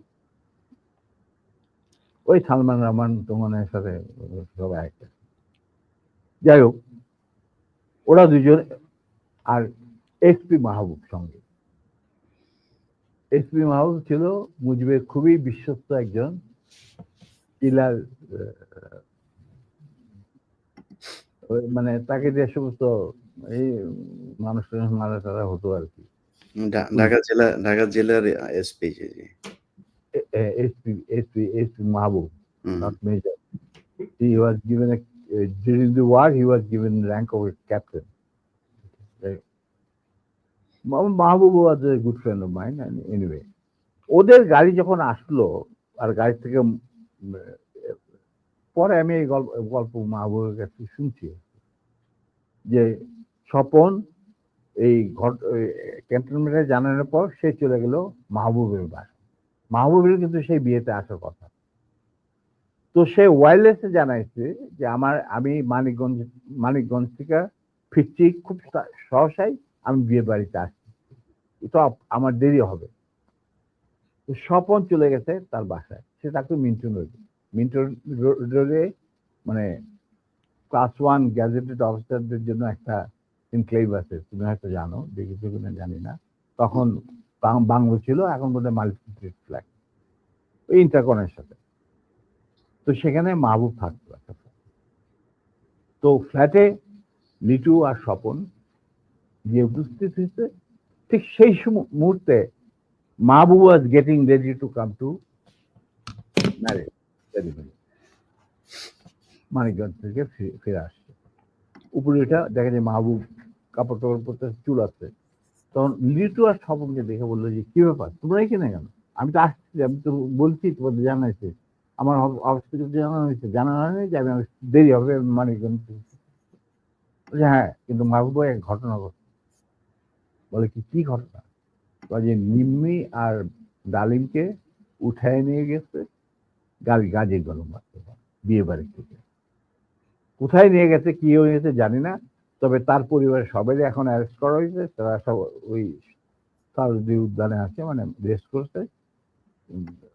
আর্মি সারা ঢাকা শহরে ছড়ায় পড়ছে, তার প্রত্যেকটা গাড়ি চেক করতেছে যে looking for the missing officer and abducted officer and his wife. মাহবুবকে চাইনি কি, এটা তো সাংঘাতিক কথা। গাড়িতে তো বিশ্বাস করা যায় না বলে সে রেড টেলিফোন করতে, মানে হাত দিতে গেছে, রেড টেলিফোন বেজে উঠছে। কে? শেখ মুজিব। ফোন মাহবুব। তো উঠাইছে, কে বলছে? আমি মাহবুব বলছি। বলে যে আমি প্রাইম মিনিস্টার মুজিবুর রহমান। বলে কি? জি স্যার বলেন। বলে কি তুই ইমিডিয়েটলি আমার বাসায়। এর মধ্যে chief of staff, deputy chief of staff, CGS, Khalid Mosharraf, এদেরকে ডাকানো হয়েছে, এরাও আসছেন। মেজর কর্নেল নুরুজ্জামান, রকিবানী চিফ, এরা উপস্থিত আসছেন সবাই। Zia Rahman also change, deputy chief. আচ্ছা, মাহবুব তখন বলে চলো। তখন লিটুদের গাড়িতে বসেই ও চলে আসলো। তো ওই গাড়িটা যখন গেল, গাড়ির নাম্বার দেখে আমি বুঝলাম যে উই আর সেফ, আমাদের মারবে না। কারণ এরা যখন এসে উপস্থিত হয়েছে তার মানে things will be under control. আর সারা দেশে কি হচ্ছে এগুলো কিন্তু জানি না, মানে সারা ঢাকা শহরে। তখন গেটের সামনে থামলো, ওটা থেকে মাহবুব নামলো, সব ওনার লিচু গাড়ি নিয়ে দূরে গিয়ে সামনে ব্রিজের কাছে থামলো, গাছের ছায়া নিচ্ছে। আমরা যে মাইক্রোবাসটা আসছি ওটা কিন্তু ওরা জানে না। মাহবুব চলে গেল ভিতরে। ইন দি মিনটা আমি চিন্তা করছি যে আমি কি করব, কি করা কি। আমার ফার্স্ট ফিল্ডের রেজিমেন্টের লোকেরা মুজিবের গার্ড রেজিমেন্ট হিসেবে তখন নিয়োজিত। আমি যদি একটা আওয়াজ দেই তখন তো তারা সমস্ত ব্যারেল ঘুরাই দেবে, কিন্তু এর মধ্যে একটা ক্রস ফায়ারের সিচুয়েশনে কে মরবে কে বাঁচবে এটাও তো একটা সমস্যা। এটা বোধহয় ঠিক হবে না। যেহেতু মাহবুব ভিতরে গেছে, লেটস সি হোয়াট হ্যাপেন। কিছুক্ষণের মধ্যেই মাহবুব, আমি দেখলাম যে মাহবুব না, শেখ কামাল, রেহানা, তারপরে শেখ জামাল, বেগম মুজিব নিচে গেটের বাইরে এসে আমাদেরকে খালাম্মা টালাম্মা চলার অসুবিধা, মানে রক্তাক্ত চুল্লু, ওদের দেখে তো ওরা ঘাবড়ায় গেছে। তারপরে নিম্মির অবস্থা তো ভিতর নিয়ে আমাদের ভিতর নিয়ে গেল। তখন ভিতর না যাবো দেখলাম সিটিং রুমে প্রথম আমার ডাকলেন মুজিবুর রহমান আর আমার নিম্মিকে।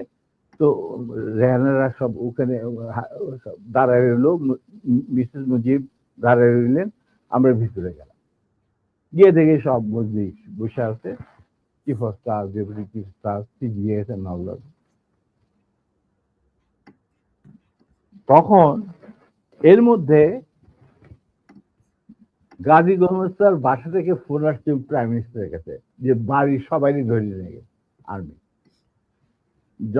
যতক্ষণ পর্যন্ত আমাদের অফিসার লেডি ওয়াইফকে না পাওয়া যাবে আমরা কাউকে ছাড়বো না।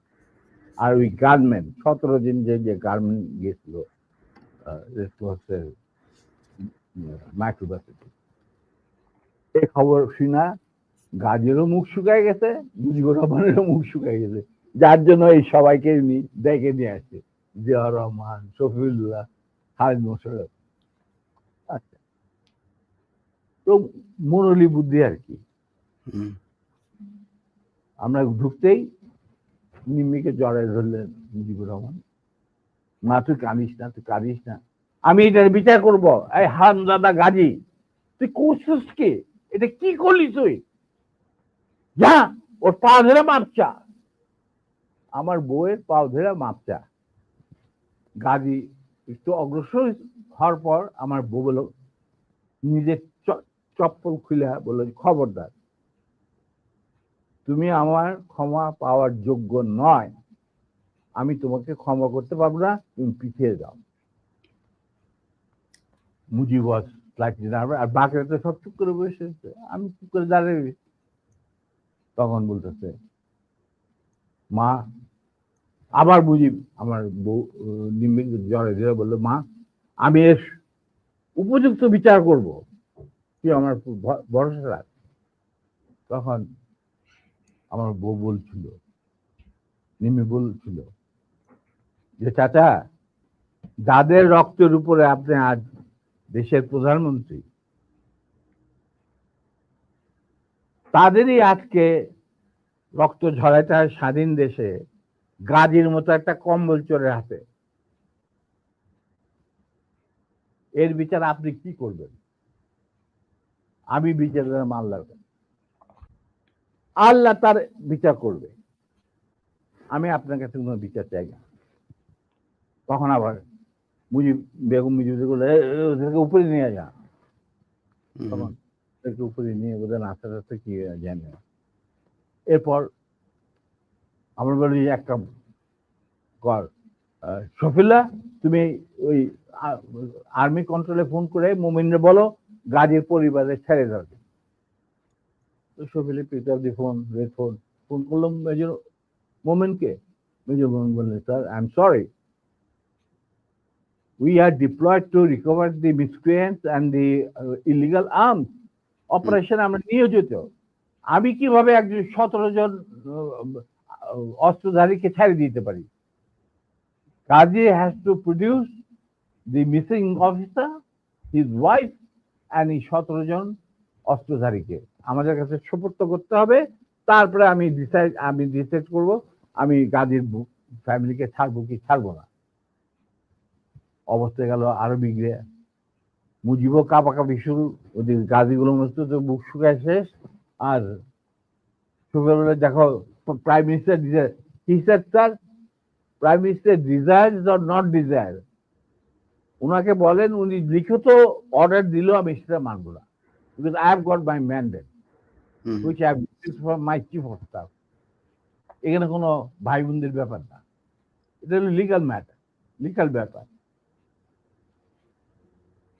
তখন ছবিগুলো তবু দেখো মোমেন্ট তুমি যদি একটুখানি তখন sir please don't I have got my moral ethics I am promise bound touching the কোরআন ওয়েন আই গট কমিশন আমি এটা আপনার এই কোনো রকম আকুতি মিনতি আমি শুনবো না that is beyond my dignity বলে উনি ফোন রেখে দিল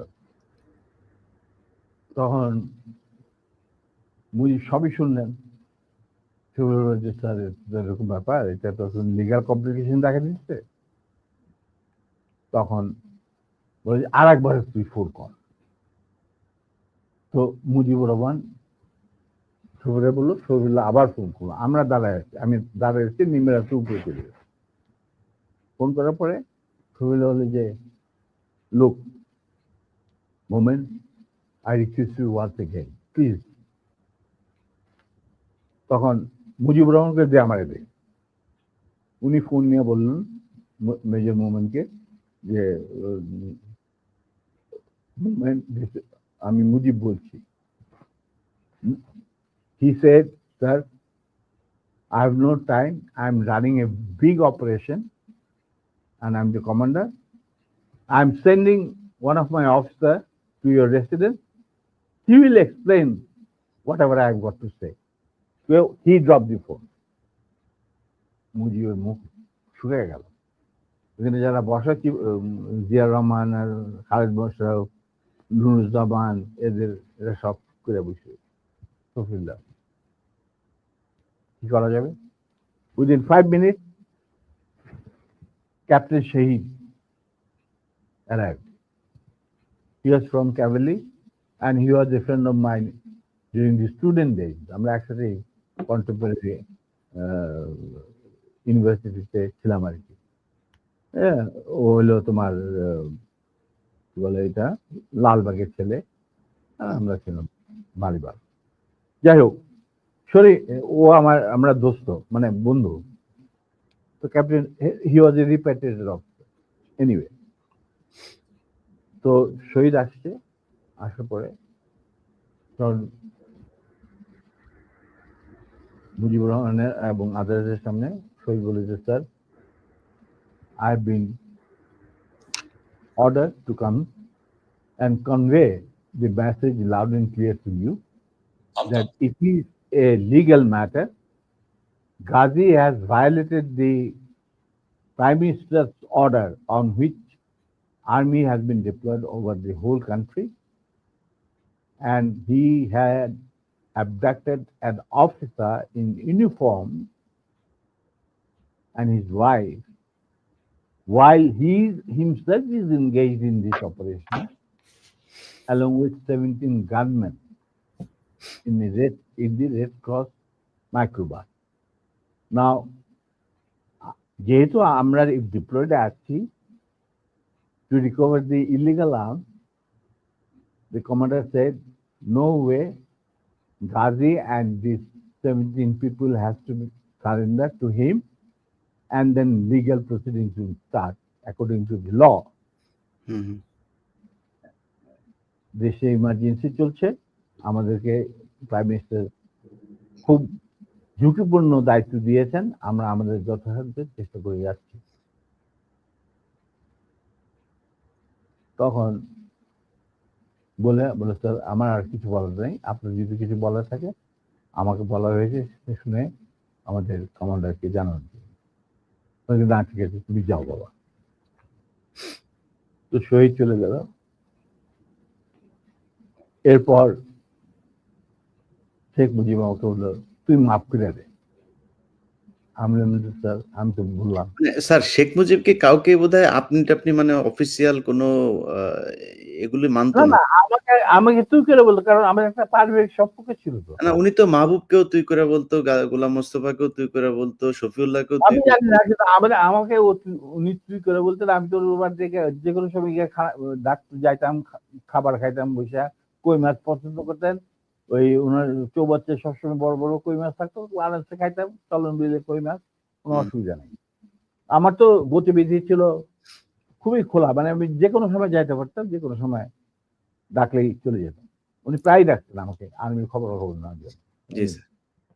তো এখন উনি বললেন ঠিক আছে দাঁড়েন যা, আমি বিচার করব।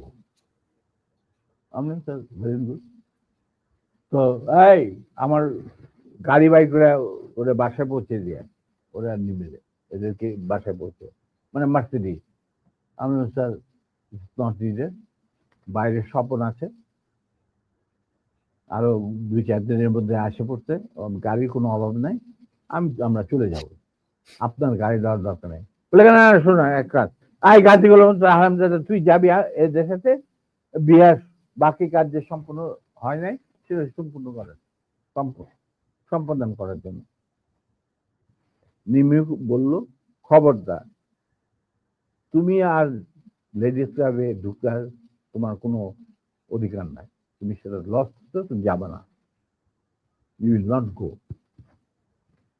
তখন চুপ, তোমরা চলে যাই। আমরা চলে আসলাম। আসার পরে কন্যা সম্প্রদানে যে বাকি কতগুলি থাকে না রকম রকম, ওই সমস্ত সম্প্রদান করা হইল। এরপরে 2 দিন পরে আমি কুমিল্লায় ফিরে চলে আসবো। হঠাৎ শেখ মুজিবুর রহমান সাহেব ডাকলেন চিফ অফ স্টাফ শফিউল্লাহকে। ডাকার পরে কি কথা ছিল জানি না, উনি ফেরত এসে বললেন যে Dalim you can go back to Comilla নাও,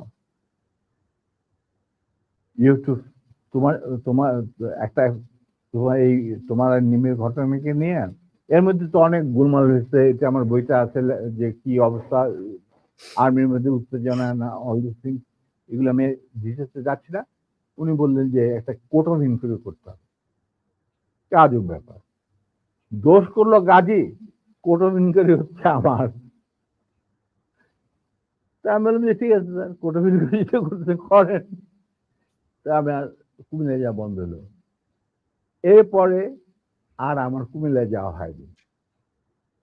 উনি কি করলেন,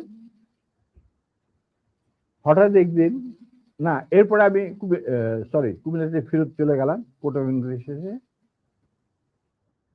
কুমিল্লায় থাকা অবস্থায় হঠাৎ একদিন ঢাকা থেকে ফোন আসলো যে 13 জন না অফিসারকে আরবি থেকে বাদ দেওয়া হয়েছে।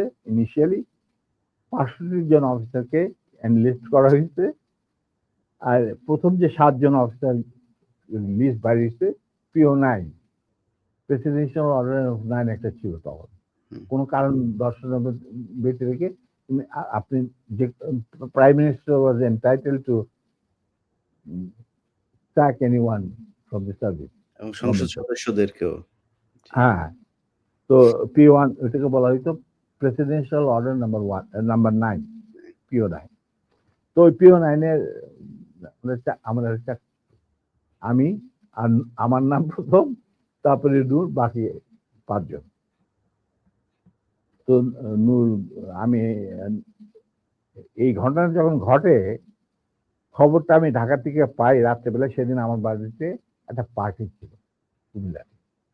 আমি আমার স্কুলে আমি কুমিল্লা জিলা স্কুলে পড়াশোনা করছি, স্কুলের টিচারদের আর ভিক্টোরিয়া কলেজ থেকে পরীক্ষা দিচ্ছিলাম। ওই কলেজের সমস্ত প্রিন্সিপাল থেকে সমস্ত প্রফেসরদের আমি বাড়িতে একটা দাওয়াত করছিলাম। তো পার্টি চলছিল। তখন হঠাৎ নূর আমাকে ফোন করে ঢাকা থেকে জানাইলো হি ওয়াজ দেন এডিসি টু জিয়া রহমান, যে স্যার আমাদেরকে তো স্যাক করা হয়েছে পিও 9 এর আন্ডারে। খবরটা আসছি ব্রিগেড কমান্ডার নাজিমুল হুদার কাছে। তো নাজিমুল হুদা আমাকে খুব ভালোবাসতেন। যুদ্ধের সময় আমরা একসাথে ছিলাম, কয়েকটা অপারেশনও করছি আমি ওনার থেকে থেকে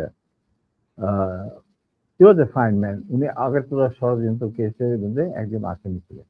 যাই হোক, টু কাট ইট শর্ট, উনি এই ব্যাপারটাকে মানিয়ে নিতে পারেন। এর পরের দিন উনি আমাকে নিয়ে বললেন যে আমি যাচ্ছি ঢাকায়।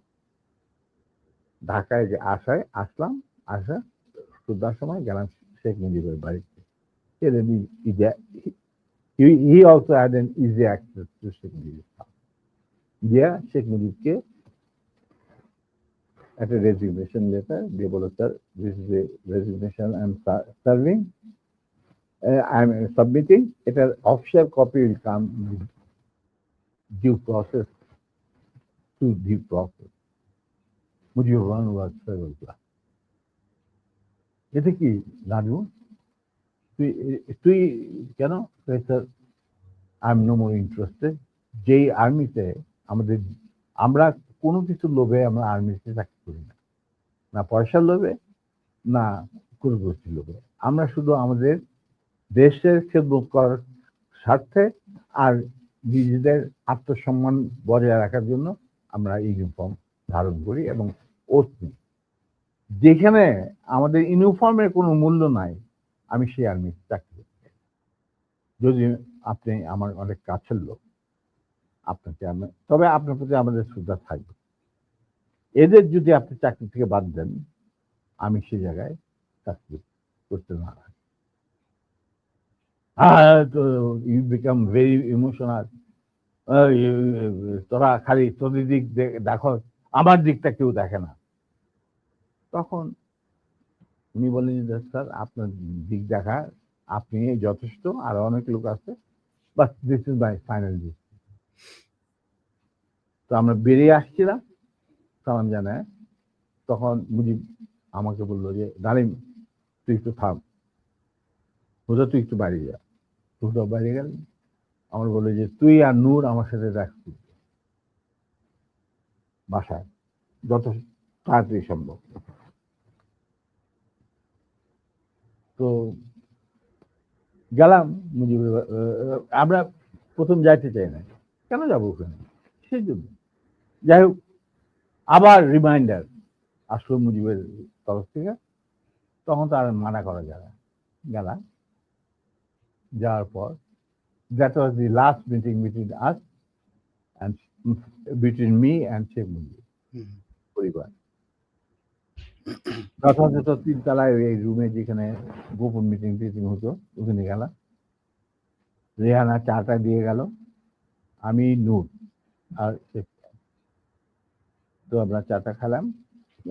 সেসব বলে দেখো বাবা, তোরা শুধু তোদের সাইডটা দেখা, আমার সাইডটা দেখ, আমার তো পার্টি নিয়ে চলতে হয়, আমি তো একজন রাজনীতিবিদ, পার্টি বাদ দিয়ে তো আমি চলতে পারি না।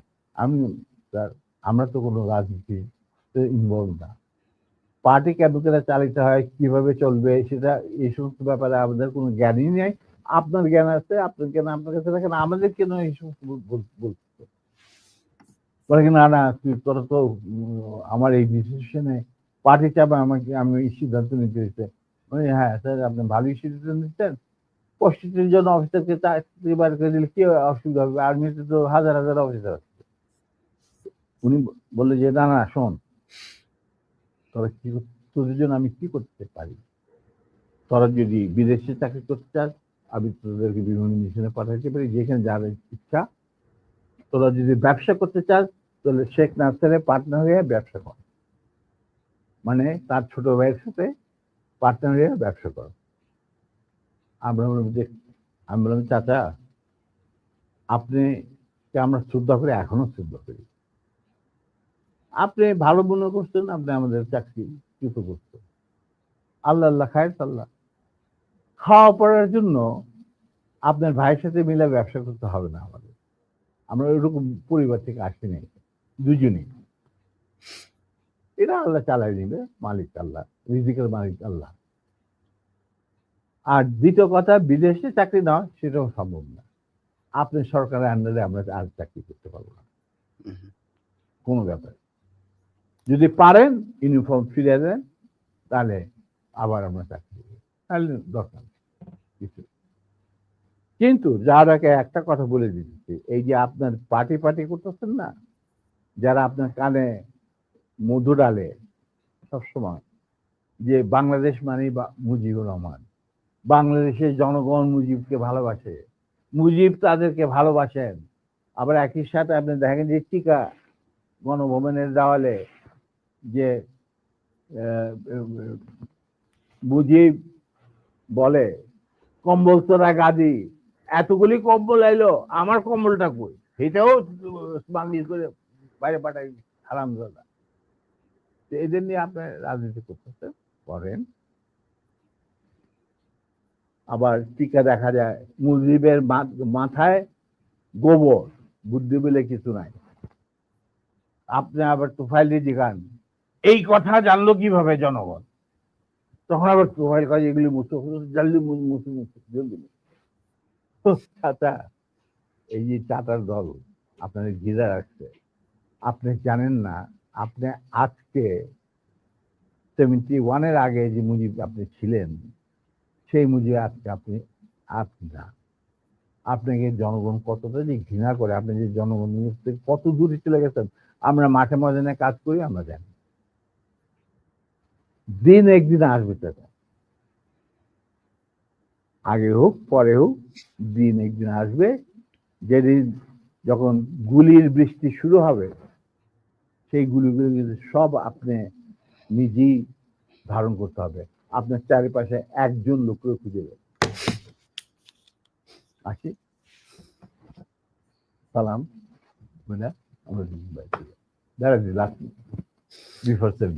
স্যার, আপনার অ্যাসিস্ট্যান্ট যারা আছে তারা আমাকে একটু হারি আপ করতে বলছেন। আমি এক কথা একটা কোশ্চেনের উত্তর নেই, যে শেখ মুজিব বেশি খারাপ মানুষ ছিল না শেখ হাসিনা বেশি খারাপ ছিল স্যার?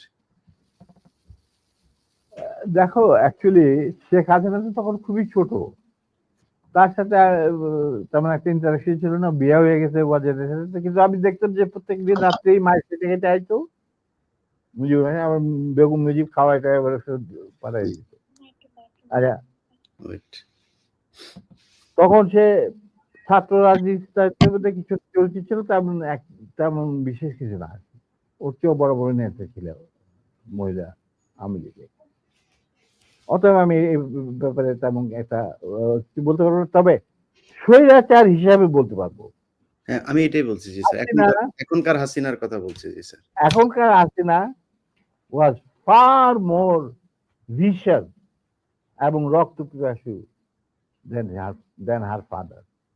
এটা বলতে আমার কোনো, মুজিব বীজ বপন করেছিল এক নায়ককে, আর সেইটাকে 16 বছরে পাকাপোক্ত করতে ভারতের সাহায্যে হাসিনা, এবং সে তার চেয়েও বেশি বাংলাদেশে ক্ষতি করতে, বাংলাদেশের লোকে মারতে, গুম করতে, আয়না ঘর সেই ঘর ফাল এই সমস্ত। অতএব তার কীর্তিকলাপ মুজিবের তুলনায় হাজার গুণ বেশি। স্যার,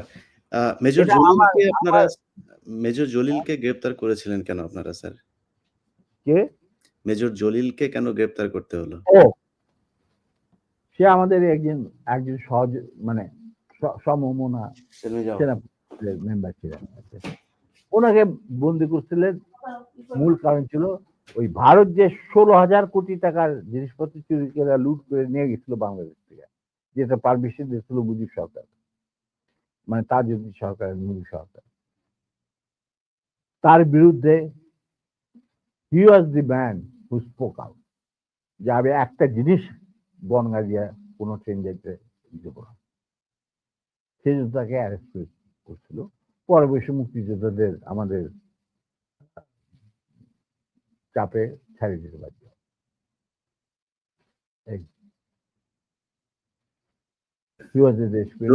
জহির রায়হানের বিষয়টা কি ছিল স্যার? দেখো, আমরা তো আর্মিতে চাকরি করতাম, তো বাইরে কি হচ্ছে, তবে কিছু জানতাম। স্বপন টপন এরা ছিল, সব ক্র্যাক সবাই কিনা পড়ি। আমি তোমাকে বলবো, যুদ্ধের সময় শেষ পর্যায়ে একবার দীপুধর কলকাতাতে ভিজিট করতে। ভিজিট করার সময় as a foreign minister Khondaker Mushtaq তার অনারে একটা চা চক্রের বন্দোবস্ত করে 19 নম্বর থিয়েটার রোডে, মানে মুজিবনগর সরকারের পীঠস্থান। সেইখানে আমি উপস্থিত ছিলাম, আরো অনেকে উপস্থিত ছিল, মাহবুব ছিল, তৌফিক রায় চৌধুরী, দুল কাদের খান, ডক্টর কামাল সিদ্দিকী, আরো অনেকেই যে সচিবালয়ে যারা থাকে বড় বড়। সেখানে আমরা জটলা পাঠায় তখন কথাবার্তা বলছিলাম যে নব্য স্বাধীন বাংলাদেশ কিভাবে গড়ে তোলা যাবে। বিভিন্ন জন বিভিন্ন রকম কথা, বিভিন্ন আঙ্গিক অঙ্গনে কি করতে হবে না হবে এই সমস্ত আলাপ হচ্ছিল over the cup of T.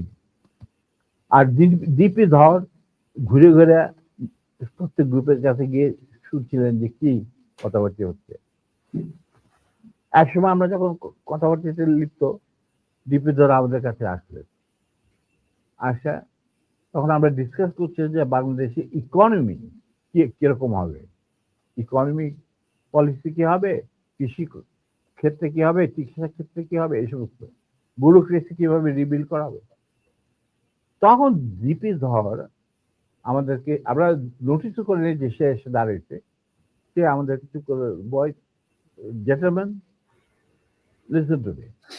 You don't have to bother about all this thing.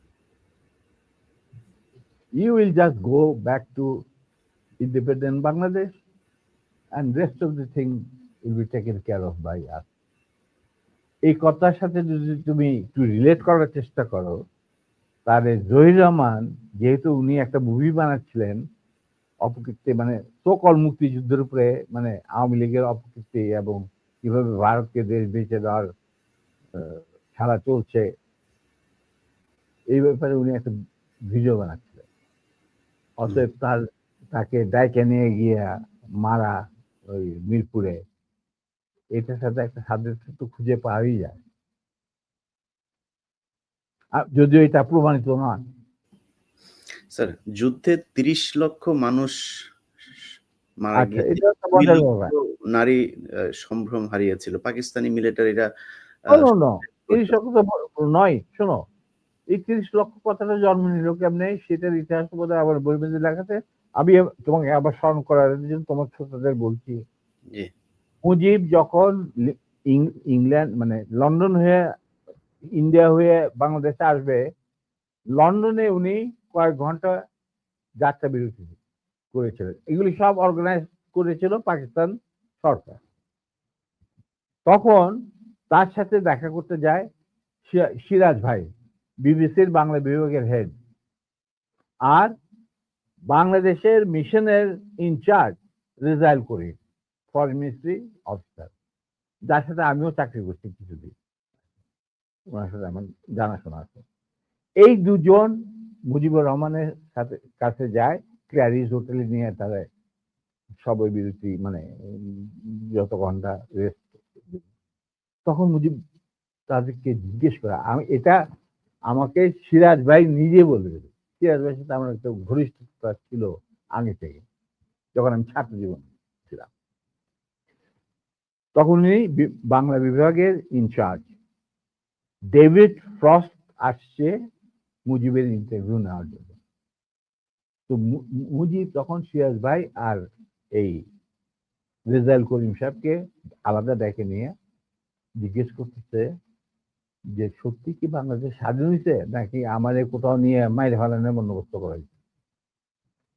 তখন সিরাজ ভাই ওনাকে বললেন, স্যার, মুজিব ভাই, বাংলাদেশ স্বাধীন হয়েছে, আপনি যাইতেছেন as a prime minister of Bangladesh, কিন্তু আপনি ইন্ডিয়া হয়ে যাচ্ছেন কেন সেটা আমরা বলতে পারবো না, এটা আপনার সিদ্ধান্ত।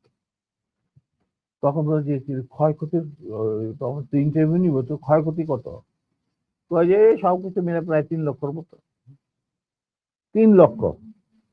এখন 3 লক্ষরে তারপরে সিরাজ ভাই যে পরে আমাকে বলছেন যে আমি কোনোদিন ভাবতে পারি না যে মুজিব ইংরাজিতে ডেভিড ফ্রস্টের সাথে কথা বলবে।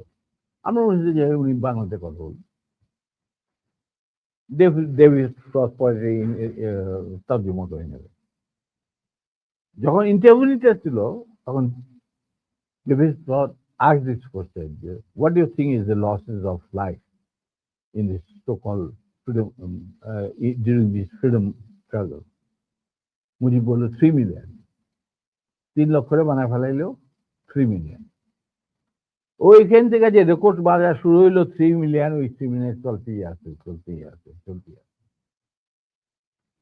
তখন আফটার দ্য ইন্টারভিউ সিরাজ ভাই তখন মুজিবরা তো আর কাটও করতে পারে না। He is talking to the David frost একলা, যেমন আমি তোমার সাথে কথা বলতেছি সেরকম। After the interview was over, Mujib went to retire into his bedroom. Shiraz Bhai came and Rizal Karim came. They saw David Frost to handkerchief বাইর করে তার চোখ মুছতেছে, পানি পড়তেছে তো চোখ মুছতেছে। তোনার মনে করলেন যে মুজিব বোধহয় এমন ইমোশনাল কথা বলছেন যার জন্য ডেভিড ফ্রস্ট আর তার অশ্রু বিসর্জন শুরু হয়ে গেল এবং অশ্রু দ্বারা বন্ধ করতে পারছে। তখন তারা বলল, David, why you are so emotional? We have hardly seen you too much emotional and never saw eyes rolling down your water rolling down your eyes. ব্যাপার কি? তখন ডেভিড ফ্রস্ট বলল, মুজিবের ইন্টারভিউতে আমি কানতাছি না, the way he was rogering my mother tongue, আমি উইটের জন্য আমার চোখ দিয়ে পানি পড়ছে। মানে ইংরাজি ভাষাটাকে তিনি এত বিকৃত ভাবে বলছেন যার জন্য আমার চোখ দিয়ে পানি পড়তে বাধ্য হইল। এখানে আজকে মতো থাক, আমার একটা কাজ আছে, আমাকে একখানে আবার যেতে হবে। আমি তো বাউন্ডুলে ঘুরে বেড়াই। স্যার 2 মিনিট সময় নেব। 14 ডিসেম্বরে বুদ্ধিজীবী হত্যাকাণ্ড দিবস নিয়ে স্যার একটু বলেন। ভাই, বুদ্ধিজীবী হত্যাকাণ্ডটা ওই তুমি যদি দীপুধরের কথা, স্যার এটা কারা করেছে স্যার? দীপুধরের কথাটা যদি তুমি শুনে থাকো ভালোভাবে, আর শ্রোতারা যদি শুনে থাকে, সেটা তো পরিষ্কার ইঙ্গিত থাকে যে তারাই সবকিছু করে দেবে, আমাদের কাজ দরকার নাই। তো এটা কার ক্ষেত্রে? পাকিস্তানের ওদের বাইরে কি করবে? ওরা কি পাকিস্তানে এসে তাদের খেদমত করবে? না, তাদেরকে এদেরকে মারার পর একটা মেধাশূন্য বাংলাদেশকে তারা গড়বে ইন্ডিয়ান স্টাইল, মানে ইচ্ছা মতো। এই ব্যাপার। আর সিরাজ ব্যাপার এই যে রকেট সাইন্সের দরকার না ওনার। রাইট স্যার, এই যে 2 লক্ষ মা বোনের ইজ্জত পাকিস্তানিরা নষ্ট করেছে, এই যে বলা হয়, আপনারা স্বাধীনতা যুদ্ধের পরে কি পরিমাণে নারীদেরকে পেয়েছিলেন যারা এসেছিল, তাদের সম্ভ্রম নষ্ট করা হয়েছে? আমি তো মাত্র 2 জন নারী চিনি, আর কি বলি। আমরা তো দেখি না, আমরা তো সারা বাংলাদেশে, আমি যদি হবে না, কারণ তাদের ইচ্ছা আমি কেন ভুলভুল করতে যাবো? আমি তাদেরকে এক্সপোজ করলাম, কিন্তু আমি 2 জন নারী এবং তাদেরকে আমরা সাহায্য করছি যতটুকু সম্ভব। আর স্যার সব শেষ কোশ্চেন হচ্ছে, সিরাজ শিকদারকে স্যার কেন মারা হলো, এটা বলে আমি আপনাকে আজকের মতো বিদায় দেবো স্যার। দেখা, Siraj Sikdar was a genuinely patriotic revolutionary. তার জন্য তাকে জীবন দিতে হয়েছে এবং তাকে ধরতে থ্রু এন ইনফিলট্রেটেড এজেন্ট যে ছিল E.A. Chowdhury, additional IG of special branch. E.A. Chowdhury তার শালাকে পেনিট্রেট করছিল, ওর মাধ্যমে ধরা হয়েছে।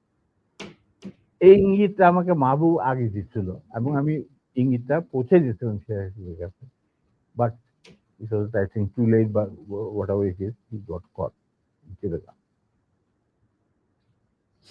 স্যার মাঝখানে একটু বোধহয় অসুস্থ যাচ্ছে আপনার শরীর। এর আগে 2-3 বছর আগেও আপনার মাসেল টাসেল একদম 6 প্যাক ছিল। শরীর কেমন স্যার? আপনাকে জিজ্ঞেস করা হয় নাই। আলহামদুলিল্লাহ, দেখো তোমার সাথে কথা বলতেছি, তুমি আমার দেখতেছো, সবাই দেখতেছো। নিমি ভাবি কেমন আছে? আমাদের সবার প্রিয় ভাবি। না, উনি বেঁচে নাই, উনাকে আল্লাহ নিয়ে গেছে। ও উনি নাই না, ও আচ্ছা। ও হ্যাঁ শুনছি। এবং উনি মারা গেলেন কত বছর, প্রায় 1905 সালে মারা গেছে। 2005। হ্যাঁ, কারণ হুম she was not allowed to take any treatment.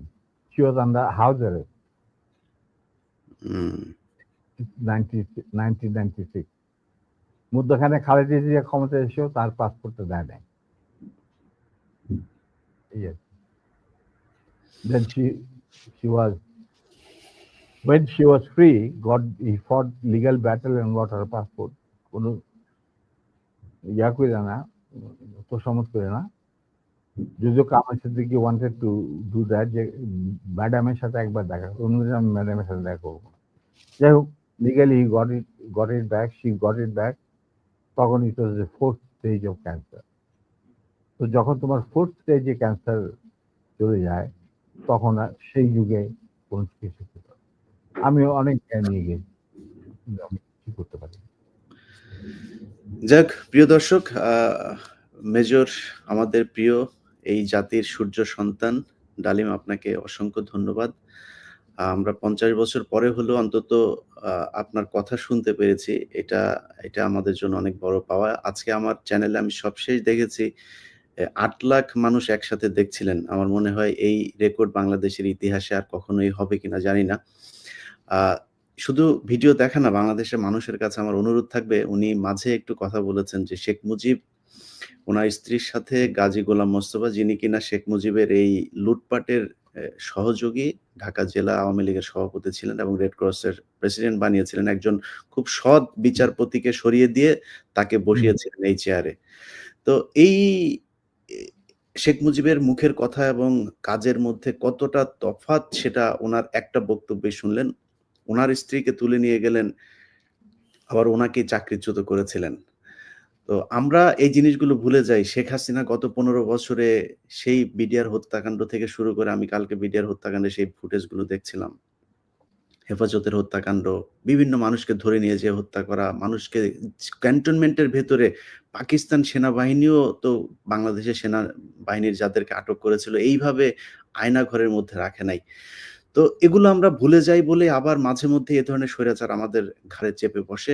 আমার মনে হয় আমাদের এই দাবিটা তুলে আনা উচিত যে আমরা মেজর ডালিম বীর উত্তম তাকে আমরা ফেরত চাই, এবং বাংলাদেশ সরকারের কাছে আমার অনুরোধ থাকবে, বিশেষ করে বিএনপির কাছে আমার অনুরোধ থাকবে যে মেজর ডালিমের কাছে আমি অনেকদিন ধরেই এই অভিযোগটা শুনছিলাম যে মেজর জিয়াউর রহমান সাহেব ওনাদের প্রতি সুবিচার করেন নাই। এবং আজকে বেগম খালেদা জিয়া আছেন, তারেক রহমান আছেন। আপনাদের কাছে অনুরোধ থাকবে, ভারতের সাথে মিলেমিশে থাকতে চেয়ে তাদের অনুকম্পা পেয়ে ক্ষমতায় থাকবেন, এই স্বপ্ন যতবার দেখবেন ততবারই ২১শে আগস্টের মতো, ততবারই ১০টা আগস্ট মামলায় যেভাবে আপনাদেরকে ফাঁসানো হয়েছে এভাবেই ফাঁসতেই থাকবেন। সো আপনাদের একটা পক্ষ নিতে হবে। বাংলাদেশের মানুষ এই ভারতকে কতটা ঘৃণা করে এবং পাকিস্তানকে কতটা পছন্দ করে সেটা আজকের এই মেজর ডালিমকে নিয়ে আমার যে অনুষ্ঠান সেটা প্রমাণ করে দিল। এবং মেজর ডালিমরা সরাসরি তো তারা শেখ মুজিবের হত্যার সাথে জড়িত। উনি সেই হত্যায় জড়িত ছিলেন কিনা না ছিলেন আমি সেই কোয়েশ্চেন করিও নাই, সেটা কোনোদিন করব না। কিন্তু সেই পক্ষে উনি কাজ করেছেন এবং শেখ মুজিবের বিপক্ষে উনি ছিলেন এবং শেখ মুজিবের ক্ষমতাচ্যুত করার পক্ষে উনি ছিলেন। সেই আমি মেজর ডালিম বলছি, সেই বক্তব্যের মধ্যে দিয়ে আমরা প্রমাণ পেয়েছি। কিন্তু আজকে এই মেজর ডালিম যদি নাকি সেই কাজটা না করতো, তাহলে বাংলাদেশ কোথায় যেত, কি হতো, সেটা আমার মনে হয় একটু চিন্তা করে তার প্রতি ন্যায় বিচার করা উচিত। এবং সেই সম্মানটা যদি শেষ বয়সে জনাব মেজর ডালিমকে আমরা যতটা ইয়াং ম্যান হিসাবে দেখছি, ওনার বয়স ৮০-র উপরে, আপনার ৮৫ তাই না স্যার? না, ৭৫।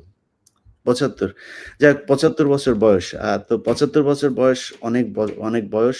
উনি দেখতে অনেক ইয়াং, যদিও খুবই নিজের শরীরের প্রতি উনি খুব যত্নবান। এখনো জিম করেন নিয়মিত। তো আমার মনে হয় যে এই মানুষটার এখনো বাংলাদেশকে দেয়ার অনেক কিছু আছে। আর যাই হোক, তারা কখনো বাংলাদেশের পক্ষে কাজ করবে না। আমি তারেক রহমান এবং বেগম খালেদা জিয়া আপনাদের কাছে অনুরোধ থাকবে তার ব্যাপারে একটু সদয় হবেন এবং আমার বিশ্বাস যে তাকে যদি যথাযথ সম্মান দেওয়া হয়, তাহলে তিনি আবারও দেশে যেয়ে এই দেশের হাল ধরবেন। বীর যোদ্ধা আপনাকে অসংখ্য ধন্যবাদ। আপনার অনেক ব্যস্ততার মাঝে আমাদেরকে সময় দিয়েছেন। যদি জাতির উদ্দেশ্যে আর কিছু বলার থাকে। হ্যাঁ, শেষ কথা, প্রথমত আমি তোমাকে ধন্যবাদ জানাচ্ছি।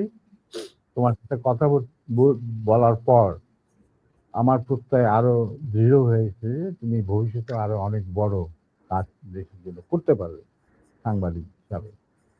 আর আমার দেশবাসীর প্রতি এবং বিশেষভাবে তরুণ প্রজন্মের প্রতি আমার শেষ বক্তব্য যে আমাদের অভিজ্ঞতা থেকে যদি তাদের বিপ্লবকে এগিয়ে নেওয়ার স্বার্থে তাদের লক্ষ্য অর্জনের লক্ষ্যে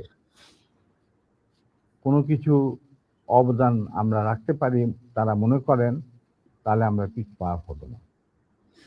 আমরা সারা জীবন দেশ আর দেশের মাটি এবং মানুষের জন্যই যা করার করেছে, নিজেদের জন্য কিছুই করে। স্যাক্রিফাইসের কথাটা না হয় বাদে দিলাম। আমি কাউকে, যারা ভুল করেছেন তারা সবাই শিক্ষা গ্রহণ করেছেন আশা করি, এবং তারা যোগ্য প্রাপ্যও পেয়েছেন। অতএব আমি তাদের কথাও বলতে চাই না। আমাদের কোনো রকম তার প্রতি কোনো প্রতিহিংসা মানে মনোভাব নেই। যার মতো কাজ করেছেন আল্লাহ তার বিচার করবেন, এবং বিচার হয়ে গেছে, কিছু বিচার বাকি রয়ে গেছে, তা আল্লাহ করবেন।